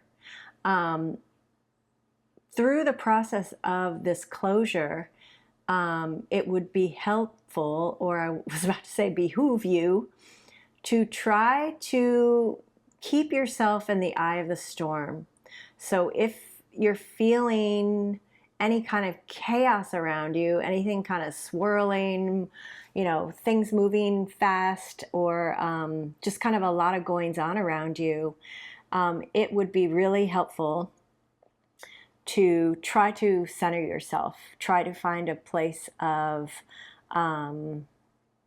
peace within yourself, right? That eye of the storm is like the quietest. It's kind of a place of calm amidst a storm, right? Or within a storm. So if you're facing any storms, Gemini, try to center yourself, try to put yourself in that place of calm, quiet your mind, find a place of ease and peace to the best of your ability. That is ultimately going to help you move through any storms as you're closing out this chapter, right? That are going to lead to your transformation, right? That are going to help you close this chapter out and open the book to a new chapter, right? You're being encouraged to really follow your passion as you move from one chapter to the next, as you close out one chapter and open the book to another chapter, a new beginning. You want it to be, this new beginning to be based on what you're passionate about, and you want to be moving towards what you're passionate about. The Knight of Wands moves actually quite quickly towards what they're passionate about. And so while you have the Knight of Wands here, you also have the slowest knight in the deck, the Knight of Pentacles. Here, let me hold them up here. So you're being called to try to strike a balance between these two, right? To operate from a place of passion and excitement and authenticity, while also having patience, taking one step at a time, and not being in too much of a rush as you do so, right? Things, in order to have this abundant harvest that the Knight of Pentacles leads to, you need to take things one day at a time, one step at a time. You need to plant the seeds, then you need to tend to the seeds and cultivate what it is that you want to grow and nurture it. And there's a level of patience that's required to get to the end point for the Knight of Pentacles. So use that passion of the Knight of Wands to project you, that's interesting, to move you forward, but also, know that it's going to take some time. You got to go one step at a time, and that, things aren't going to happen overnight. But that's all good, because it's ultimately going to be, it's going to lead to a long-term sustainable harvest. It's also going to lead to peace, to calm, to a calmer place. The Six of Swords is all about moving out of chaos and into calm. So this transformation that's being activated right now is really closing out a chapter that may have felt chaotic, that may have felt challenging, but ultimately it was all in service of your growth and your transformation. That's what was being activated through this chapter, and you are now in the process of transforming and closing out the old and beginning the new, this new beautiful chapter. that's based in like some kind of passion of yours that's going to be, you know, enable you to really follow your passion. But yeah, it's going to be just kind of require some patience, one step at a time. Okay, Geminis.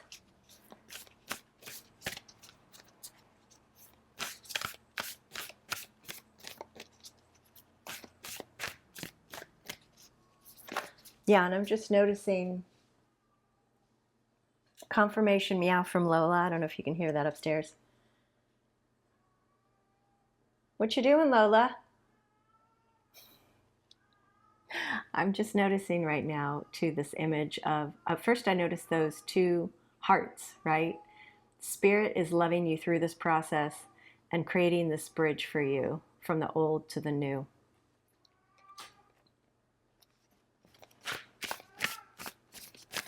Do you agree, Lola?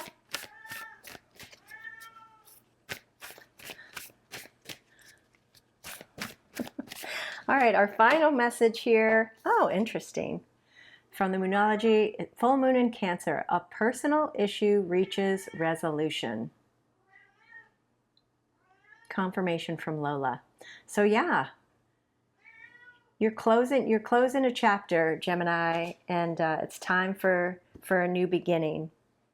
There's resolution to a personal issue or to some part of your life, some chapter of life, and it's activating this transformation into a new life. All right. Did you want to come up here? Oh. Okay. Here's Lola. Whoops. Okay. All right, that's what I have for you, Geminis. I hope that was helpful. I hope you have a great week. Cancer.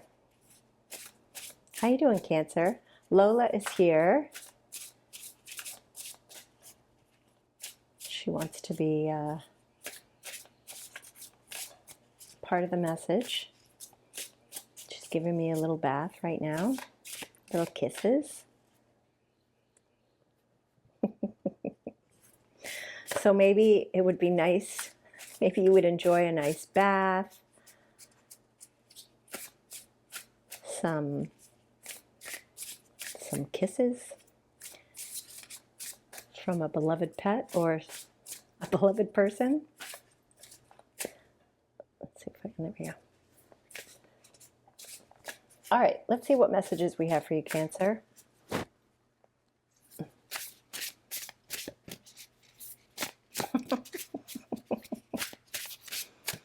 All right, we've got Letting Go, Spirit Guardian of Autumn, number 35,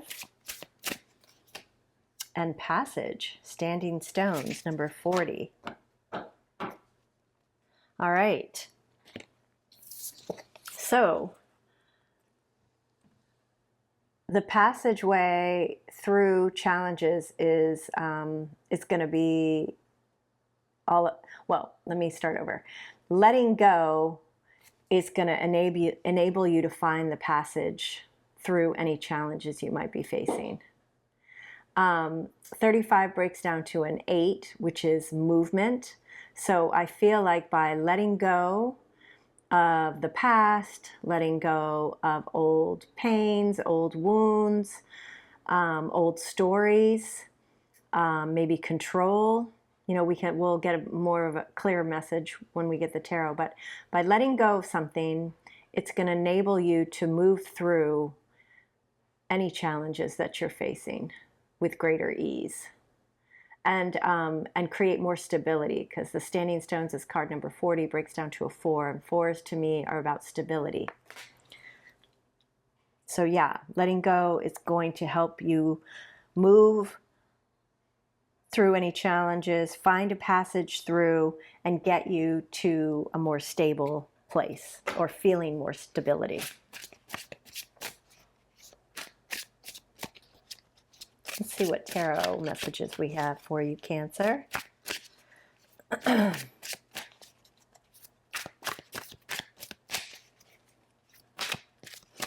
I'm really noticing, just one more thing, all the red in here.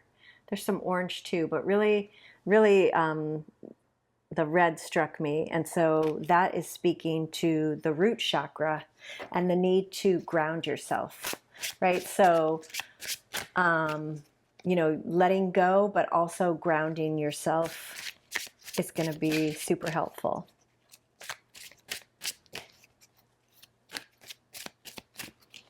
All right, we've got the Page of Wands, the Death card, which is Scorpio, and the Tower.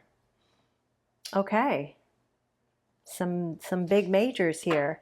Really, it's speaking to changes that are happening.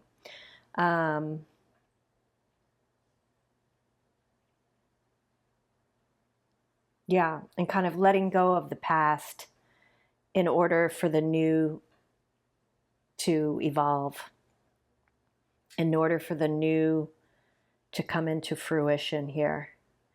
So yeah, let's start here with the Tower and the Death card, because when you have both of these cards together, it really speaks loudly to some kind of ending happening.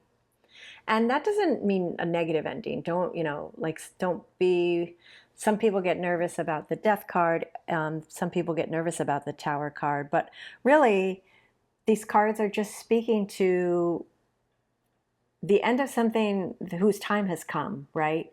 And that could be really anything, right?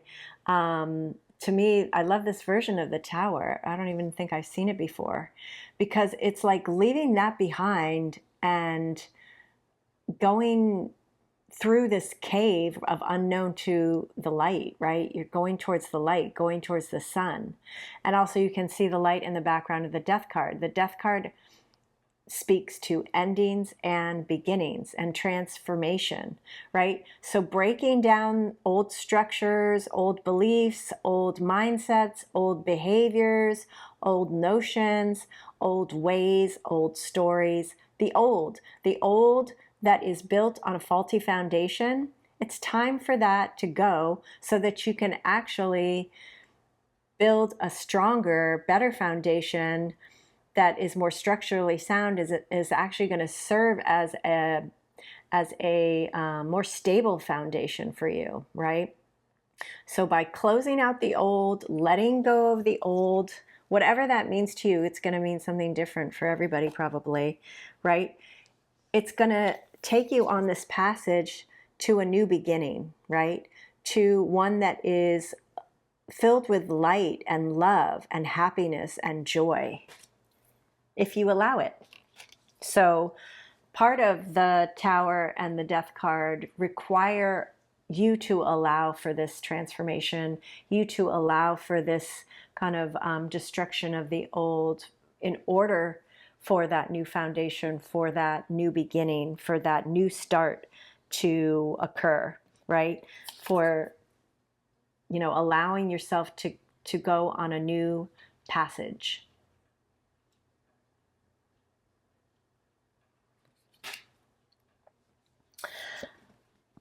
And speaking of new passages, we've got the Page of Wands here. All the pages speak to kind of being at the beginning of something, right? And so the Page of Wands speaks to starting or being at the beginning of something that lights you up, that excites you, some kind of creative project, a creative endeavor, some kind of passion project, following, you know, allowing yourself to be guided by some kind of inspiring thought or idea. But this is kind of the beginning of your new passage, right? This new phase of your life, right? You're going to be following something or following your inspiration, allowing your inspiration to lead you to this new place, lead you on this new passage, lead you to this place of joy and light. And look, I mean, this almost looks like kind of like fireworks, right? Celebration. And at the bottom of the deck, we've got the 10 of Pentacles. So it's going to lead to all that you want in life, right? Like by letting go of the old and allowing the old to fall and fall away and allowing a new beginning to start. It's going to rev up your engine.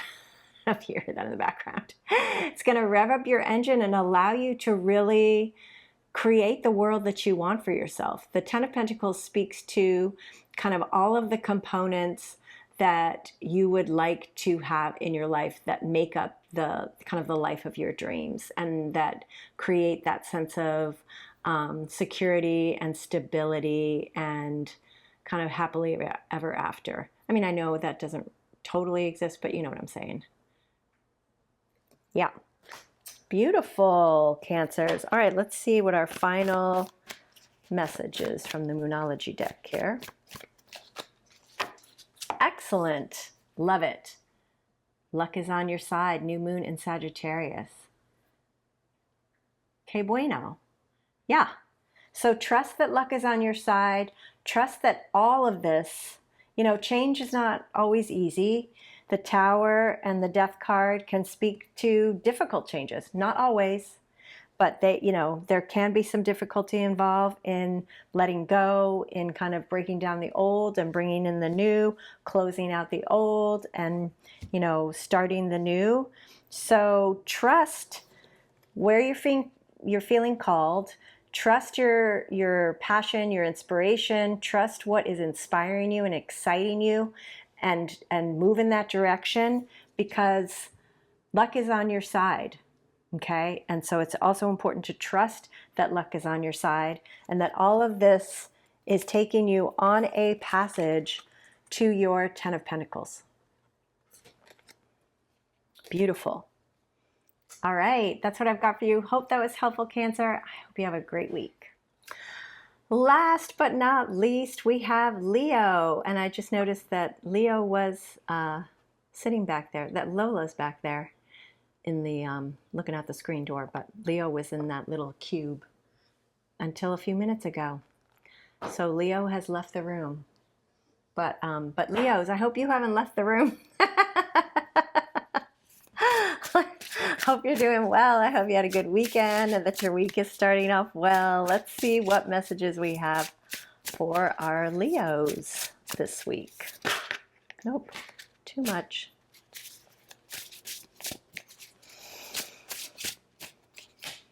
Ooh, Purification, Pine Spirit, number 30. And Growth. Okay. And that is number 44. That's a master number. And 4s are all about stability. So purification for me really speaks to the need to pay attention to our thoughts, and how they are and aren't serving us, right? Pay attention to our words and what they're saying, you know what I mean? Our words, be they in our mind or coming out of our mouth, have a lot of power, right? And we want to be focusing on purification is an interesting word. We want to be focusing on purifying our thoughts and our words in ways that result in, I want to say, pure satisfaction, right? So that speaks to like an acceptance of what is versus being judgmental, right? Of ourselves, as well as with people around us and what's going on around us, right? So the more we can be pure of mind in a way where that purity looks like love, right? It's pure love and acceptance. The more we can be growing and evolving in a way that supports us and supports what we want to be doing or what we want to be in life, right? If we are not speaking in a way that's kind of like pure of heart and reflecting full acceptance and love for ourselves and kind of what's going on around us, then we can be growing things that kind of make it difficult for us to see clearly, right? We can be developing growths that harden, that kind of calcify our heart, or that kind of calcify a perspective and don't allow us to have an openness that enables us to see more of who we are, to love more of who we are, to love life more, right? So the extent to which you're able to kind of purify your thoughts in the way that I'm talking about, right? That contributes to the kind of growth that ensues, right?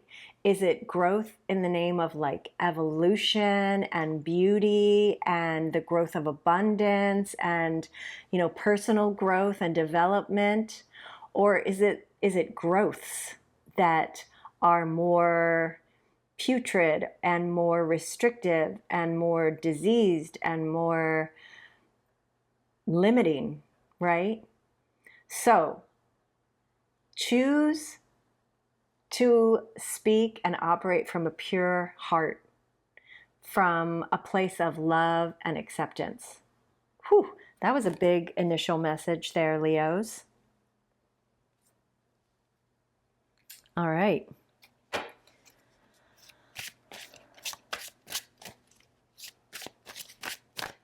Yeah. We want growth that is transformative, like the butterfly, right? We want growth that is beautiful and abundant.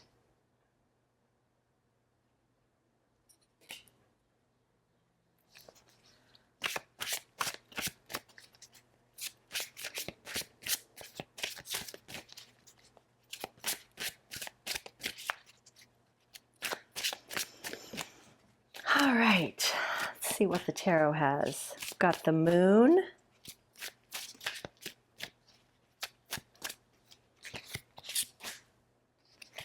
the Seven of Cups,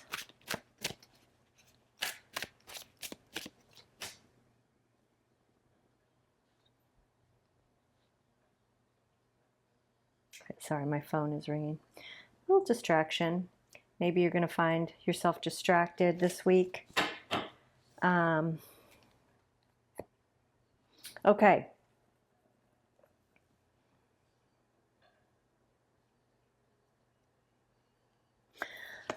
Oh, did I tell you we have? I was distracted. Try not to allow yourself to get distracted and kind of yanked around by your phone, things that are on your phone, the news, things around you. Try to stay focused, particularly on what we've been talking about so far. But okay, so we've got the moon, the Seven of Cups, the Two of Cups, and at the bottom of the deck we have the Seven of Swords. So we've got two sevens here. So what I'm getting here from the Seven of Cups is that you have a choice before you. You have a choice before you. It's time, it's necessary, I'm hearing, to make a choice.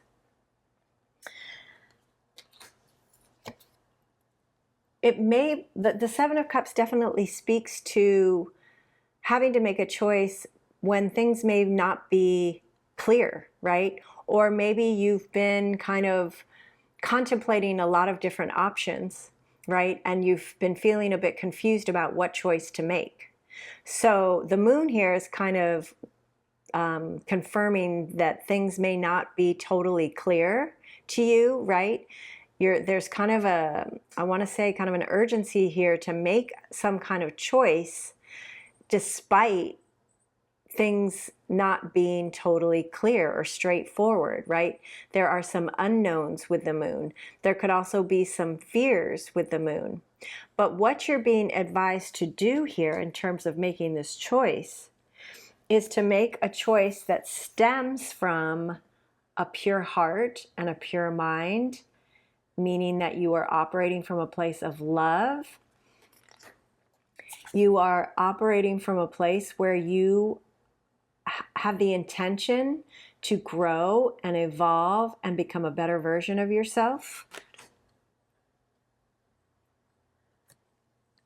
where you are choosing. The moon often depicts two dogs, right? A wolf and kind of a domestic dog. And so there's a choice reflected in the moon as well between being your dutiful self or your authentic self. And in my opinion, it's just my opinion, but you're, more often than not being called to choose your authentic self, right? So the tools that you can use to help you navigate the unknowns and having to make some kind of choice when you don't have a clear picture of everything is getting into your heart space, being very clear about what your intentions are, being true to yourself and really tapping into your authenticity, and love, right? A repeat of getting into your heart space. And, this could speak to, well, choosing love, right? If that's on the table here. But choosing love that is healthy, that is supportive, that is accepting, that is balanced, that is symbiotic, right? Where there's like mutual reception. That's an astrology term. Where there's reciprocity is what I'm trying to say here, right? Where there's equal give and take, there's balance. There is a nice balance here. Everybody's benefiting from this love, right? Even if it's hard, right? There's still like overall, like ultimately, it's benefiting both parties engaged in this relationship. And this can be any kind of relationship. It doesn't have to be romantic.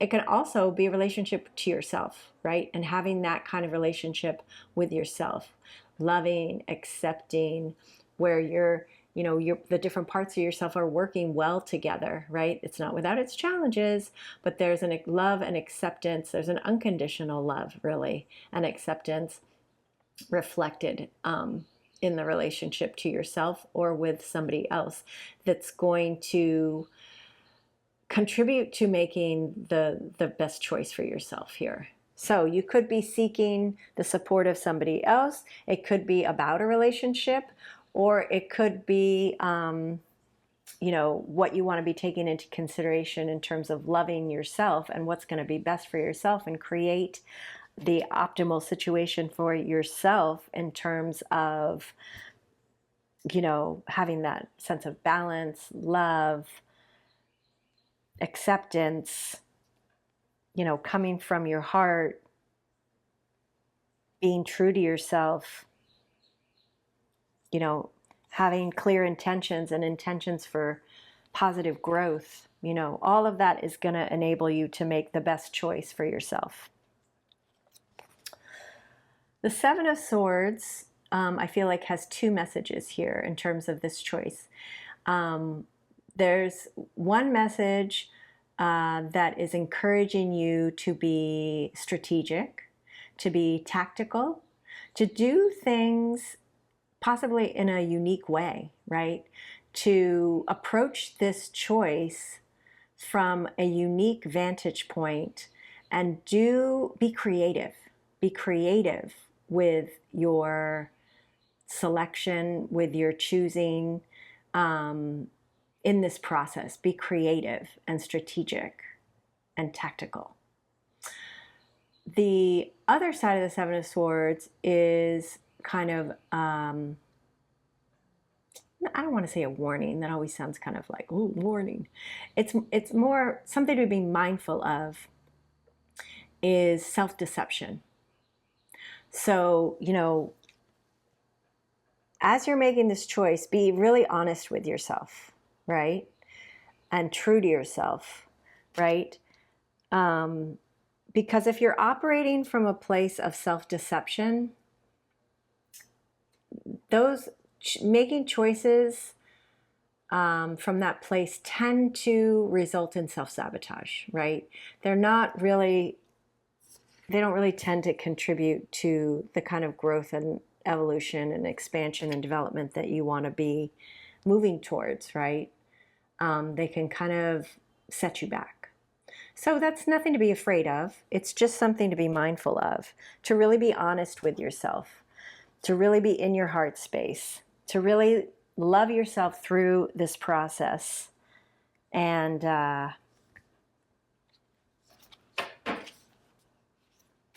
be strategic and be creative. Be creative and be honest with yourself. I think I said that already, but I guess it's worth repeating. Oh, confirmation from Leo.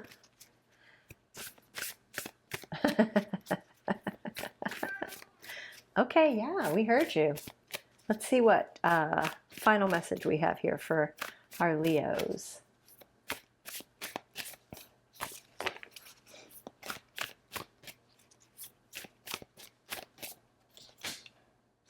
Okay, I can't remember who else got this.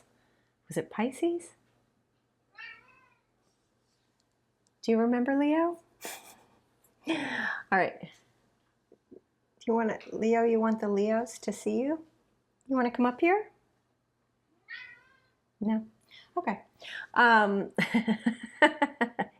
He doesn't like to be in front of the camera. I know. Okay. Focus. So stay focused also. Did we talk about that at the beginning of your reading, or was that Cancer's reading? I can't remember. But anyway, yeah, you might be finding yourself distracted this week. So try to stay focused on all the things we talked about. And your final message here and your final guidance is Cardinal Moon, be bold and make the first move. Okay. So you're really being called to make that choice. It's time to make that choice, and to do so in a way that we've been talking about, to really be in your heart space, you know, kind of let go of anything that's not contributing to your growth, and really be true to yourself. Really focus on how you can make a choice that's going to reflect that love for yourself. Be creative, be tactical and strategic, and be honest with yourself. Okay, that's what I've got for you, Leo. I hope that was helpful, and I hope you have a great week. All right, those are the messages for the week. I hope you found those helpful, and I hope you have a fantastic week. Like I said in the intro, I am going to optimize my time and really focus my time and energy on doing 2 really good readings, sign-based readings this week, instead of trying to kind of cram one in the middle. I think that will work better. So, as I have been saying, I'm a work in progress here, just kind of, you know, figuring things out as I go. If you have any readings you'd like to see, feel free to drop it in the comments. I am absolutely open to hearing from you and, you know, hearing what you'd like to see. So, I want to be of service here. I want to provide readings that people want to watch that would be helpful to people. So let me know. Let me know what would be helpful for you, or what kind of reading you'd find interesting and helpful, and all that good stuff. I feel like I was going to say something in my little outro here, but I have forgotten what it is. I don't know. I feel like the messages were kind of deep this week. So you know, I haven't taken a look at kind of what the astrology for the week is yet. Maybe I should do that next time so I can weave that in. But yeah, I hope you all have a fantastic week, and I will see you towards the end of the week. I'm aiming for Friday, posting on Friday. Yeah, I'm going to commit to posting on Friday. Yeah. The weekend quick and dirty sign readings. So stay tuned for that. And yeah, I'll be divulging more about kind of the direction I'm going in and the things I'm doing as I get clearer on them. All right, take good care. Have a great week. Sending you lots of love, and I will see you next time. Bye. Bye.